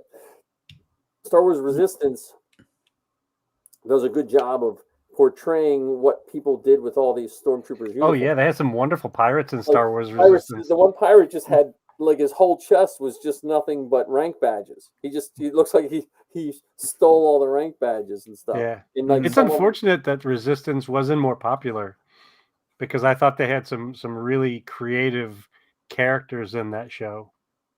Yeah, the animation love of Star Wars is weird, because it seems like almost all animated Star Wars, it doesn't get love till it's in a couple seasons. Like Clone Wars was that way, Rebels was that way, and I think if they were to give it 2 or 3 more seasons of that, you would have had those people starting to like it too. Well, the other part, I think, with comparing Rebels, Clone Wars, and Resistance, I'm not sure if Resistance had an endpoint in mind.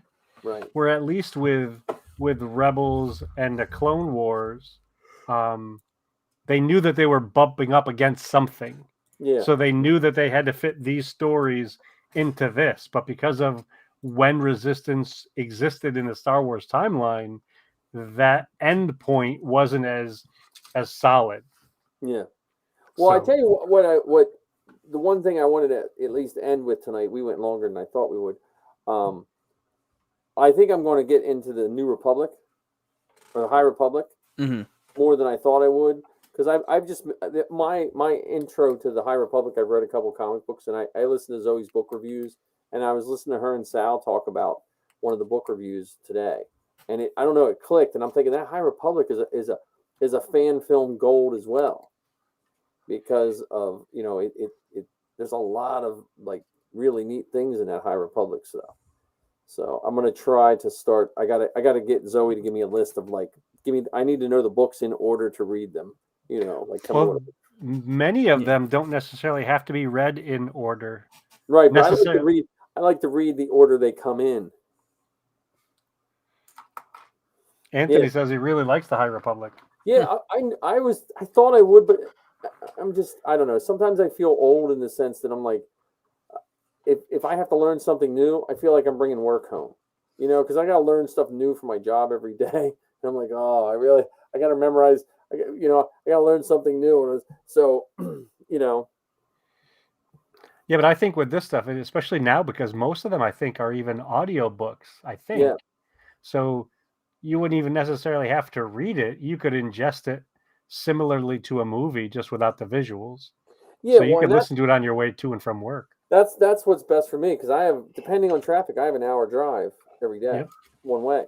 So that's get caught up on my podcast, and because podcasts have been, a lot of podcasters are falling behind in their weekly thing. So looks like Light of the Jedi is the first story, which then leads to you being able to break off from there. Yeah, because I'd like to check it out. The comic books, I have the app for the Marvel stuff, which I know is comic book people frown upon, but I just couldn't. I was buying all the comic books, and I felt like I needed a second job to keep up with $4 and $5. Now that they're $4 each. Yeah, I was like, the one time they had special covers, and so I used to be a diehard comic book guy, and so they put all these books in my subscription box, and my comic books it was like hundreds of dollars. I was like, oh man, I gotta really rethink this, So, but a lot of the ones that are done by Disney print, they don't go on the app. They're not on the app. Really? That's surprising. Yeah. Well, the Marvel, no, because the app's Marvel, and then I forget what the Disney version of it is. So I'll probably wait for the graphic novels. Gotcha. Well, now you've got an even, it's even more challenging because Dark Horse picked it back up again. Yeah. So Dark Horse will be putting out comics soon. I did like the Dark Horse comic books. I liked. I had some great ones. I like the covers the most. Like I thought Dark Horse. Sometimes I bought it just for the cover. Like I enjoyed the covers. That Legacy run was incredible. Yeah. With if I'm pronouncing it right, Cad Skywalker or Cad A Skywalker. But Dark Horse always messes up continuity. I remember when Dark Horse screwed up the Alien continuity. they came out with that series, and then they were, wait a minute, Yeah. Whoops. So, but no, yeah, I mean, I still think, along with what Matt was saying, and we got to work on some fan films in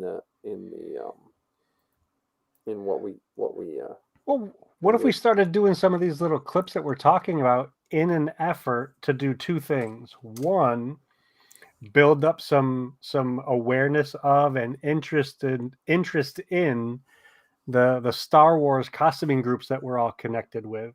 Because to your point, Mike, I mean, in recent years, they have kind of gotten a bad rap in some circles. Oh yeah, yeah. And so, especially now, I mean, we have, a couple groups in Pennsylvania. We've got the group in New York, the group in New Jersey, that it seems like many of us really get along well.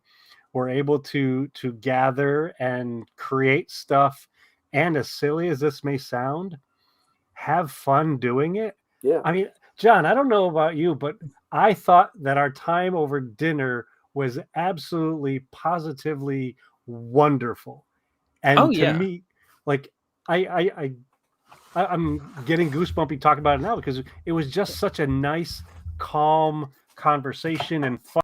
And every time we got together in little clusters throughout the day, whether it was, us talking with Marcus, or us talking with Bob, or Mary sharing her patches and pins with us, like everybody in that circle that day was there to help each other, to give to each other, to contribute to each other in a way that I haven't experienced Star Wars in quite some time. Yeah, and I mean, kind of like what you were saying about dinner. I mean, it was nice just to sit there and like relax and just kind of decompress after the fantastic day we had, and just keep that same energy going. Like I called my coworker as I was leaving dinner, and she's like, "Oh, did you have a good time?" I'm like, "I'm still smiling from the time that we walked off set." And I genuinely, like, it was hard for me not to sit there and like smile, just because of it's not something you get every day. So Yeah. and just being able to like just sit there and have a good time over dinner, and just set everything else in the world aside, and just talk about Star Wars, and talk about the experiences that we all had. It was nice. It was a nice break from reality.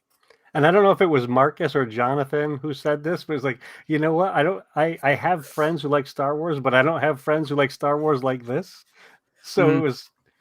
Yeah, I think that was Jonathan who said that.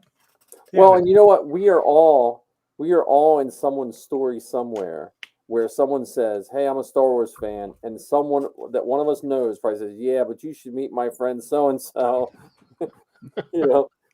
Because I know what that feeling is. Because at my school district, that's like anyone in the county needs. We do the whole county of north corner of Maryland, or the northeast corner. And anytime Star Wars something related, they like I will start getting phone calls probably next month for May the 4th. They'll be like, "Hey, can you bring your?" I'm like, "No. First off, you're probably like the 40th person that asked me already, But I have to teach as well. I can't just, Sorry, kids, no school today. I have to go be a stormtrooper. Oh, but don't they have substitutes for that? Oh, don't even get me started. That's it's as much. I love my job, but taking off as a teacher is 10 times more work. It's like I have to think. Okay, well, I can at least stand up. I have to go to work today, so yeah, I can't. But May the 4th they always want. So I'll take my armor in, and they'll do the morning announcements in TK armor for the morning announcements. So we're trying to do a Star Wars day or a Star Wars evening to play the films. We pay for a license where we can show Star Wars films, and so I'm going to try to do a day where we do like a Star Wars night, because where I teach, some kids, if they're lucky, they get to go to a movie once a year. So, but that's going back to what you guys were saying. It was such a good day. Like I was so happy, and I had more, my Monday didn't seem out as happy, but I had plans of like getting more ready for this, thing, and then I still laugh. Like I get ads for that stupid inflatable Falcon all the time.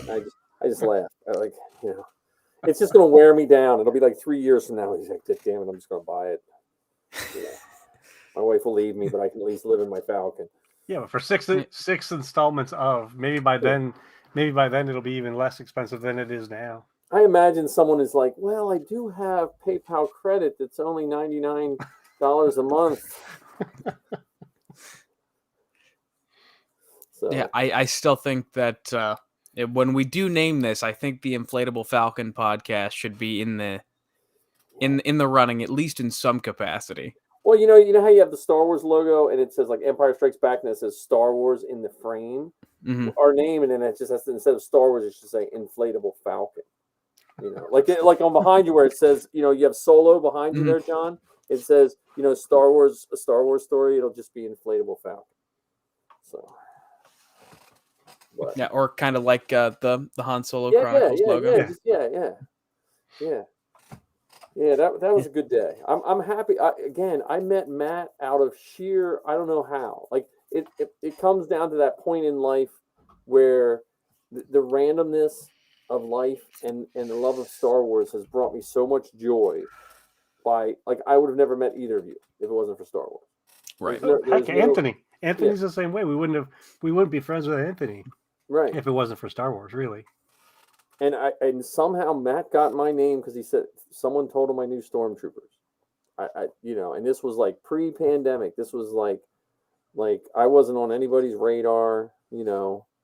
Like I've had like tons of people contact me since Zoe did our Star Wars story, but not for anything good. It was usually just nonsense. But what I'm saying, like I could understand if he saw me there, or saw my name, but he just somehow, because he knew Marty and somehow he got a hold of Dan. I forget, and then he wound up being on Zoe's podcast as a guest. And then the next thing we know, we were planning, and I think it literally our first shoot was that Friday before or after the pandemic hit. Because I remember Matt was asking, I was like, I don't really, because Pennsylvania was really locking stuff down. I was like, I don't think we can meet in a group like that, Right. So yeah, I still think it's I always just look back and I think it's to how Mike, you and I met, where it's like I randomly just decided one day, it's like, you know what, I'll just start making TikToks. All the kids are doing it, so and then that trickled down to, we started chatting, you hopped into my live streams.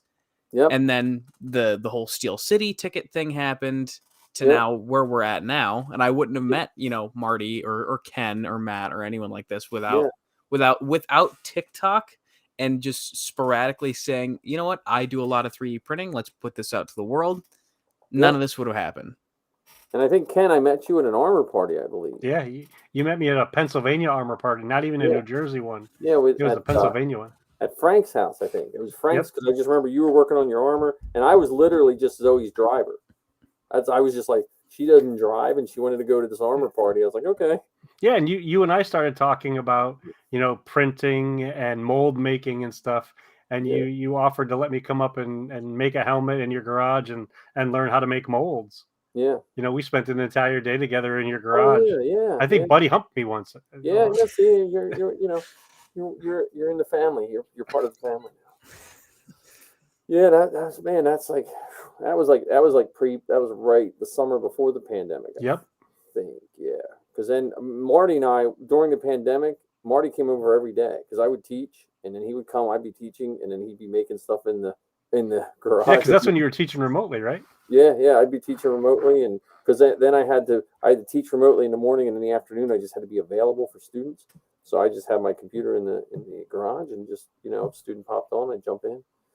And I wouldn't want to go back to that, but I learned a lot. I would have saved a lot more money making molds if I would have done that first. But 3D printing, the way 3D printing is going, I think the mold making is going to be the few and far between, because just the cost of they're going opposite now. 3D printing prices are coming down and mold prices are going up.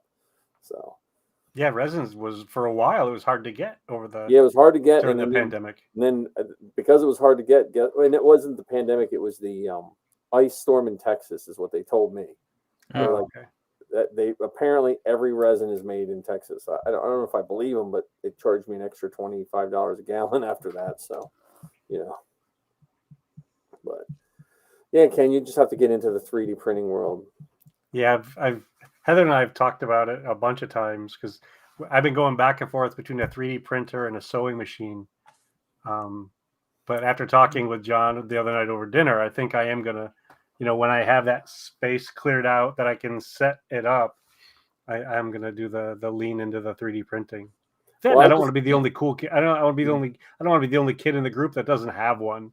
Well, and I just picked up two Soval 3s, version 3s, and they're 350 millimeter by 350 millimeter bed, so they're a little bigger than my biggest printer, and they were cheaper than my biggest printer.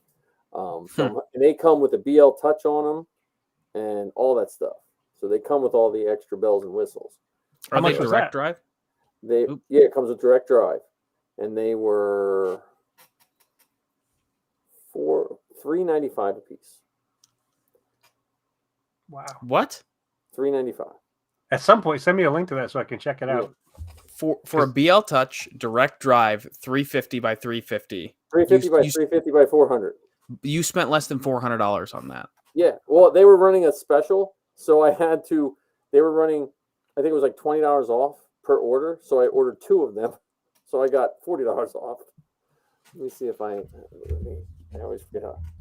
I see an inflatable Falcon sometime in his future.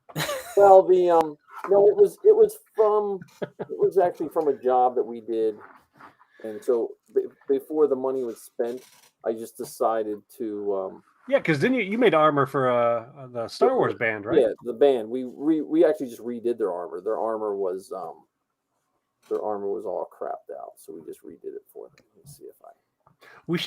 We should do a music video. Well, the Route 66 song? Yes. Order 66. I just always pictured the lyrics. I had the lyrics somewhere written down somewhere. I always pictured Route 66, but Order 66 instead. Well, you guys have heard my song. Yeah. Which that now comes on the radio every day at work, and we've been listening to the same station for 4 weeks. I never noticed it until about 3 or 4 days ago, and I'm like, oh, it's the Ramblin' Star Wars fans. Yeah. Imagine that. Here's the Soval right here. Still, I mean, $420 is not that bad. Like I said, I got $20 off. They have running a special. So, direct drive. BL Touch is built on it. I mean, look, they even have a Mando helmet as one of their. Go back up to the label of it. Soval, Sovol. I ordered on a Wednesday night. It showed up to my house Friday afternoon. Wow. Wait, go back to the different materials. Did that say prints? Here? Yeah, because I saw PETG, PLA, PLA, TPU, ABS, PETG, and wood. That's probably the wood filament. But most will print that. Yeah, it'll print TPU because you need a direct drive. You can't use the Bowden extruder with. What's TBU? That's the soft stuff. It's like if you want to make rubber. Like I've been trying to print a set of 000 hands, so they'll be rubber, so they'll bend. So she can just put them on and bend. Ah, okay. It doesn't work out as good as it says because it's kind of temperature sensitive and it can string out. Yeah, they're not good for TPU's not good for costume pieces, but it's good for just general props. Yeah, but like a rubber blaster. PLA and PLA Plus, you can't beat it for the money. Yeah, 100%. I mean, I pay $18 a roll for PLA Plus, which I know. I need $9.99. I know. I need to again. As soon as I'm out of filament, which I still have 18 boxes. Oh, okay, yeah. I have 18 rolls of filament that I need to get through first. Well, I can give you a list of stuff to print if you're just trying to get rid of filament. Well, Marty and I are printing. We're going to put an order in for I think it's like 40 rolls at $10 a roll. So, and then just split it. That's still not bad. That's so hard to beat. Yeah. And but yeah, that's now I'm recommending that under saying this that Marty's is working perfectly, and I have two in my box I haven't opened up yet. So, give me a week or two to give you a full review of it. because I'm running a printer that probably shouldn't be working. I have a basic CR10 with nothing extra that's been running for three years or something like that. And most people say, well, you should have this and this. I'm like, I'm just running it how it came out of the box, you know. Yeah, that's how I run both my CR10Ss. I have no desire to modify them in any way. Yeah, Do and you need those to be hooked up right to a computer, or do they have a place where you can? SD card. Okay. Yeah, Now and they come with a USB to micro SD reader, so you don't have to go out and get that either. Well, I just put on mine a full size reader, and then you 3D print them out. Only because then I don't have to worry that my little thing will go, and I'll have to take the whole thing apart. Right. So this if it goes, but you don't have to add anything. Like I tell people when they get into 3D printing, get it, run it, get with it. I just helped a student, a teacher's, her son got one. And he's trying to add all. I say, don't add anything to it. Run it, learn it, and if a year or something you need to add something, but not. You start adding all this stuff, then you don't know what's wrong with it. Right. Gotcha. Marty has a 500 millimeter one too. Now, does he have the Ender 5, or does he have another one? He has the Creality 5. What is it? A CR10 5. Mm-hmm. Or whatever the big 500 millimeter one is. Yeah, it's the one where it's just a giant cube in the No. build plate. His looks just like it looks like a giant CR10. Huh. They're about $800.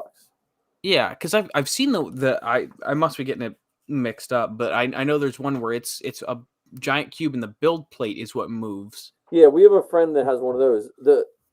I have the Flash Forge, the little red one. Mm-hmm. I love my Flash Forge. And I love the big Flash Forges, but they're too expensive. Oh yeah, they're like $1,800 for anything worth it on the size. The nice thing about the Flash Forges is you don't have to put tons of supports because the thing moves up and down, so the print doesn't move. You don't get any wobbling. Mm-hmm. So but again, for what you're going to print, like the 500, you can print a full R2 dome in one piece. But how often you're printing an R2 dome? You mean that one that you just bought? You can print the R2 dome? No, mine's a 350, so I can't do a full R2 dome, but I can split it up. But what's nice is like my big printer, I can print a helmet, but I got to finagle it. You have to have it just on right, like diagonal and stuff like that. With the 350, it gives me plenty of room to spin it around and print it and put it in all different directions. So, and again, for that price, I was like, I can't not get 350 by 350 because it comes with the better extruder. The BL Touches, that's like $100, isn't it, or at least 75? So I think I think generally it's like 125. It's more than that. So again, Marty's works wonderful. So I was like, I might as well do it and see what's up. God, I regret having this conversation just because I'm having all these things where it's like, oh, I could do this, I could do that. Because now that we started talking about it, I want to do a gonk droid. Because I've always had a vision in mind of how to do like a poor man's gonk droid, and I've never done it. We're building one at school because my robotics team is the Perryville Gonkies, and our mascot's the gonk droid. Because I told the kids, look, if I'm staying for free and I'm working it, we're going to do Star Wars theme. So so we're making a mascot. I just went and got 2 plastic tubs at Lowe's the other day for him, and I got some dryer hose, and we're just going to build a set of PVC legs with weighted feet and clearly we have the same vision. Yeah, that's you just rattled off everything that I've been racking in my brain for the last 3 hours. Well, one of the coolest ones I've seen is somebody hooked it up in such a way that when they take it to conventions, inside the tubs, like they have it's like hinged, and they run an extension cord into the gonk droid so that when you have to charge your phone or whatever, you plug into the gonk droid to charge your stuff. It's such a cool idea. I've seen ones where the whole panel flips open on the side and it's a gaggle of USB plugs. Yes, exactly. And inside is like a surge protector or whatever. Yep. Toga has one, and he put like an economy iPad on the one side with display. But then there's also, have you seen the Jawa riding a gonk droid costume? That Hmm. one I haven't seen. So the guy made a costume of a gonk droid. So you wear the gonk droid up to here, and then the top of your body is a Jawa with fake legs hanging off the side. So it looks like a Jawa riding a gonk droid. That's funny. I remember at Celebration there was one that had like disco balls and Bluetooth speakers and everything. It was the Party Gonk Droid or whatever. Yeah, That yeah. one was pretty impressive. Yeah, let me see if I can pull this.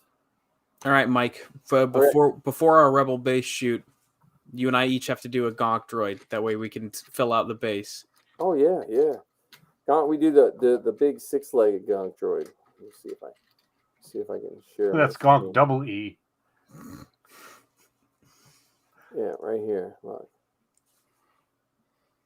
This isn't the best one I've seen, but this is one of the ones. See? Oh my god. I've seen a better one where he's sitting up high and his legs are hanging off the side.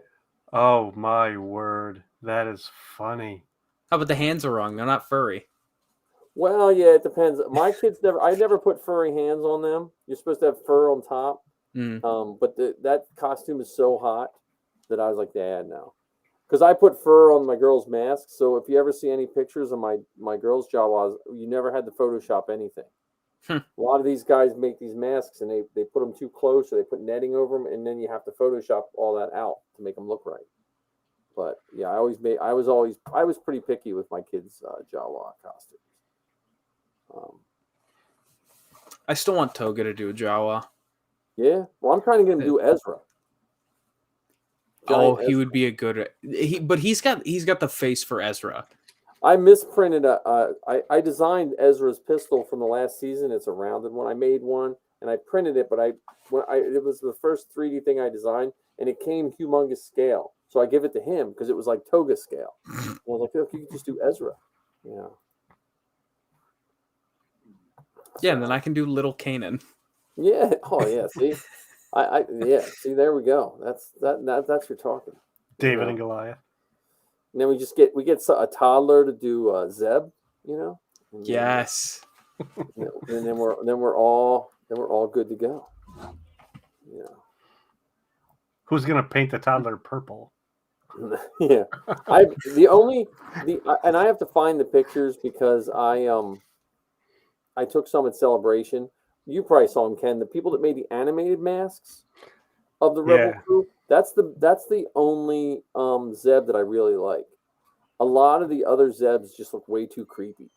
I think one of my favorite set of costumes from Celebration were the Muppets, the Muppet Stormtroopers. Those were incredible.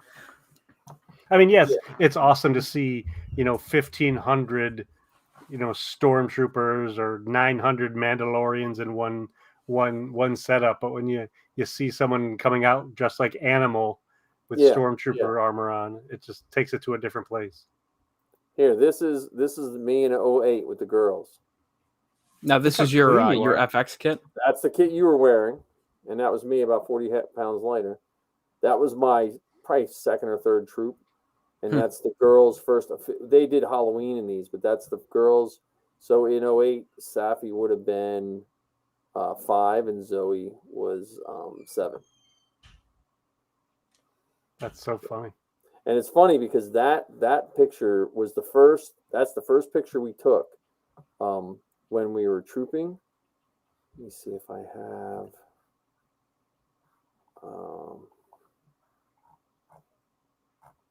Yeah, that's. But then we did. Hang on.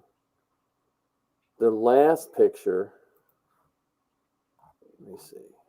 Not on purpose by any means. Let me see if I have. I don't have it anymore. On here.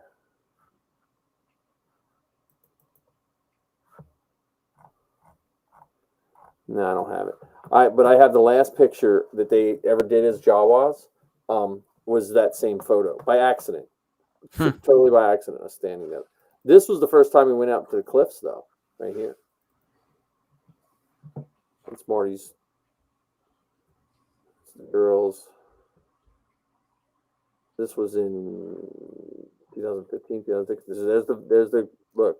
Back when the first time we went, there was an actual beach. You could go down. Yeah, the water was much higher this weekend. Yeah. That's Sabine Yoda. Let me see. Hey, look, there's that dugout. Like, that's Yeah, there was a picture of the ravine in there, and it just looks so much higher. oh yeah. Let's see if I have these. I don't think I have Marty's pictures. These are us taking pictures. Yeah, see, you can go down around.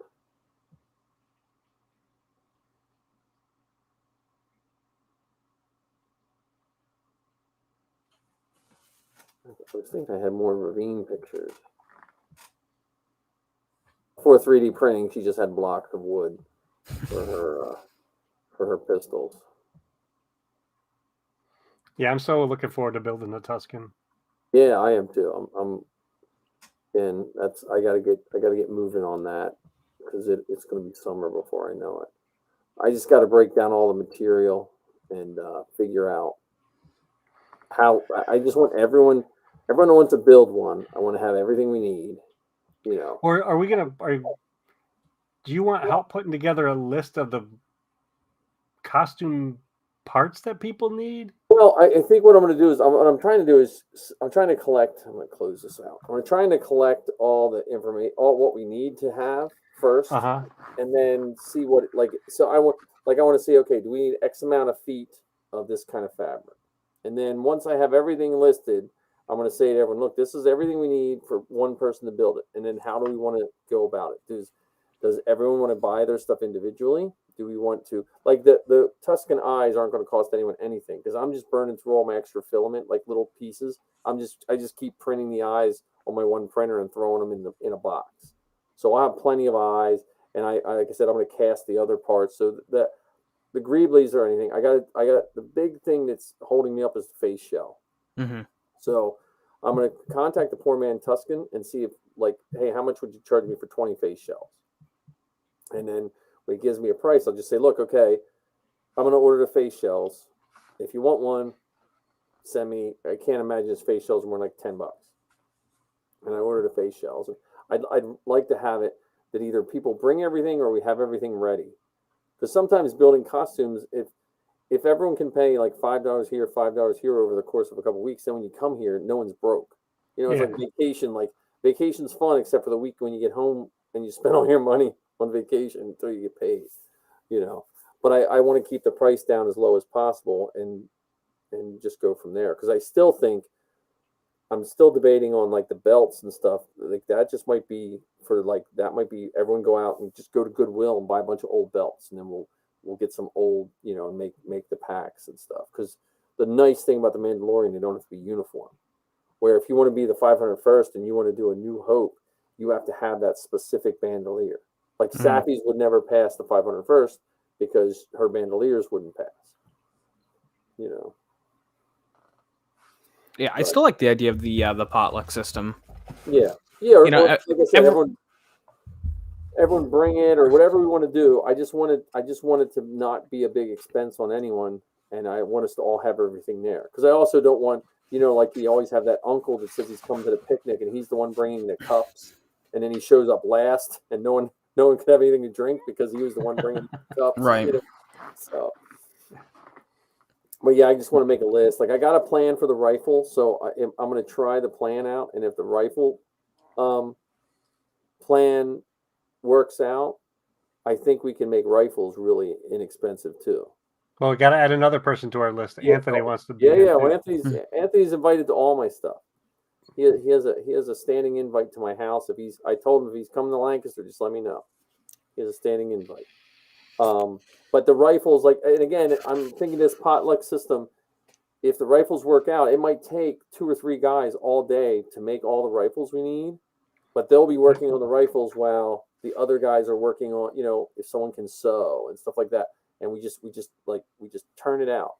Because everyone has a skill somewhere, and then we do it in the summer, and then we just do a shoot afterwards, You got your gaffy stick right? No, that was the boom mic. Oh, your boom mic. We'll make a boom Tuscan. Yeah, I can make a boom gaffy stick. I got gaffy. I got Safi's gaffy. It's 8.5 feet long. I'm sorry, did you say you have Safi's gaffy stick? This is Safi's gaffy. This is con proof. Is that foam? Yeah, I just made it's hollow at the end because when she started being a Tuscan, she was still in middle school. So you walk around those cons. So I just made we just would if it gets ripped up, we just paint it and put a new piece of foam in it. And then this is just made out of floor mats glued together, and this is the stuff you put in drawers to keep your silverware Drawer from liner? flying. Yeah, that's all it is. Have a good night, Anthony. Good to see you, buddy. Yeah, thanks, son. So that's the plan. Like we have the files for the gaffy sticks too, and that might be we say like Marcus was saying he'll print stuff. We'll say, look, Marcus, print X amount of gaffy stick heads. Tell us how much it costs, and we just. The main thing is I just don't want someone to like bring something and be off kilter with the money. Like, not that anyone cares, but that's what tends to make people care because they don't want to say anything. Like I don't want Marcus printing all these print and then him a little angry because he printed all these and he feels like he spent more or something like that. But well, I think that's why we considering that we have the benefit of time, we can plot these out a little bit. Because one of the things that is challenging about regular armor parties, so I can only talk about Mandalorian armor parties. Oftentimes, you're going there with your materials, hoping to get somebody to help you, but there's no true guarantee that someone's going to be there on that day to help you with the thing that you need work on. Right. And with something like this, where it's very deliberate, very specific, the 12 of us are getting together on this day. Either you bring X, Y, and Z, or $20 or $50 or whatever, and then we go from there. Right. That's what I think. Like I said, then we can do like dyeing all the fabric together. We just an assembly method, because if someone knows how to sew, they can sew. Like I hand sewed Safi's robe because I didn't know how to use a sewing machine at the time. Well, that took me all day to sew it. Where if someone with a sewing machine would have showed up, they would have and been done. But I hand sewed like a 4-foot stitch, a 4-foot stitch, a 4-foot stitch. Where if I had a sewing machine, it would have been done. So that's where we take the skills, And again, the only thing concerning me is the face mask because we can 3D print them. I just think they're at the realm of there's certain thresholds of 3D printing that aren't worth the time, and I don't know if printing that face piece is worth the time right now. Yeah, because 90% of that's covered. Right, that's what I'm saying. So my two lines of thought with that is then we're gonna have to go too because it's getting late. We're going on a record, guys. I know. Is 3D print one, then make a mold of it, and then take that mold, not make a good mold, but I'm like a sand mold or something like that. Fill it with concrete, make a concrete mold, and then I just take a piece of ABS, heat it with a heat gun, and press it down over to make a rough mold. Mm-hmm. Okay, but I don't know if all that effort I could do that, and then it might not work. We could get because the eyes have to be a certain alignment, and you need that muzzle to get. If you've ever seen someone done a Tuscan by hand, the eyes are a little off. They look like like fetal alcohol syndrome Tuscan or something like that. Or I'm going to just contact him and see what I can do. If we can get a pretty decent price on the face piece.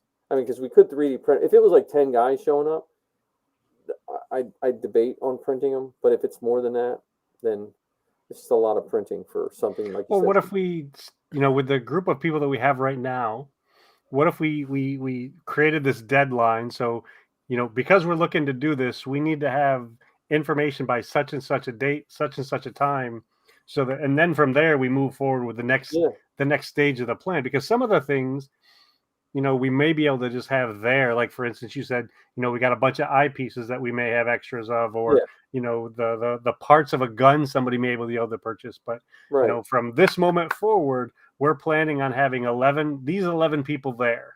Right. Yeah, and honestly, with my new printer, I might be able to print stuff faster because it isn't. The nice thing about the face mold is it's not detailed, so if it is a little janky, as long as the eyes fit and stuff. So that's my only concern. Once I get the face thing straightened out, everything else is like Safi's leather on the mask. That's Goodwill belts that I just cut them up and wrapped around. So there's all that kind of stuff, and then you don't have to weather it. Mm-hmm. So and these have less of a mouth wrap on them. The strips of fabric, you just have to get the right fabric that'll soak up, and you just it's literally, we just cut strips and throw it in a bucket and throw RIT dye in it and let it cook. Well, is that also something that we could have done ahead of time?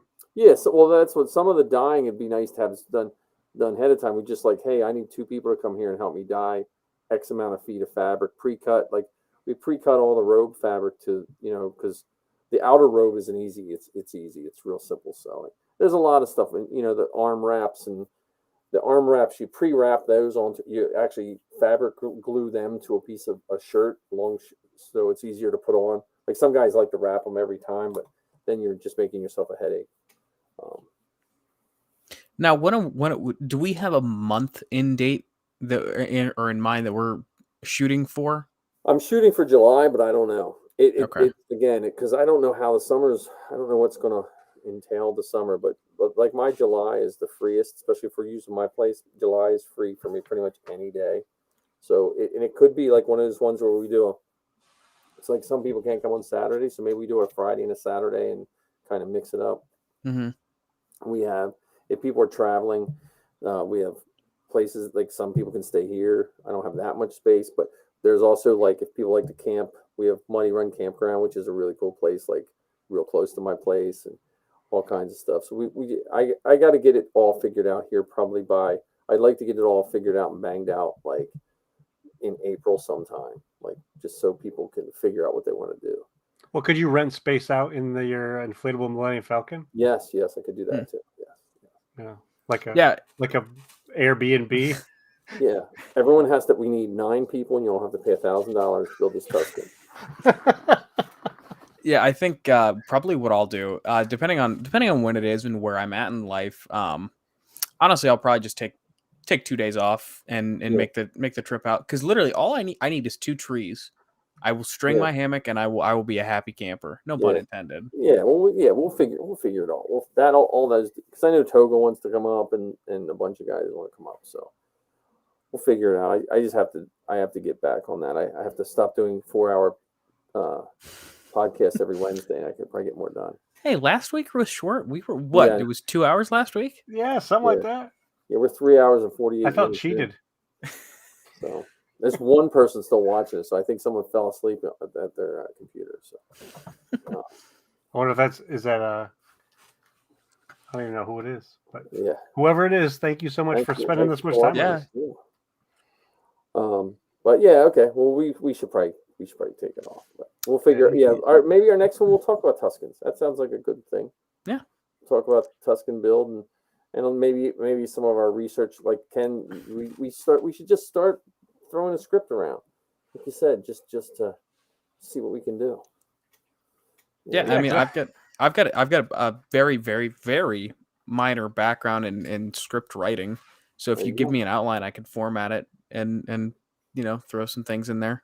Cool. Let's make it happen. If we have Tuscans involved, we don't necessarily have to really worry about dialogue. Right. We just need to have the gestures. Like, what's my motivation as Tuscan A? Well, I wonder. Well, this is something we talk about next week. But I wonder, if you wrote an all Tuscan movie, or even those scenes from The Mandalorian, did they write what they were saying? I think so, because I thought they used legit sign language. Yeah, no, that's what I'm saying. Mm-hmm. Like, but anyway. Oh, Ned's still watching. Oh, thank you, Ned.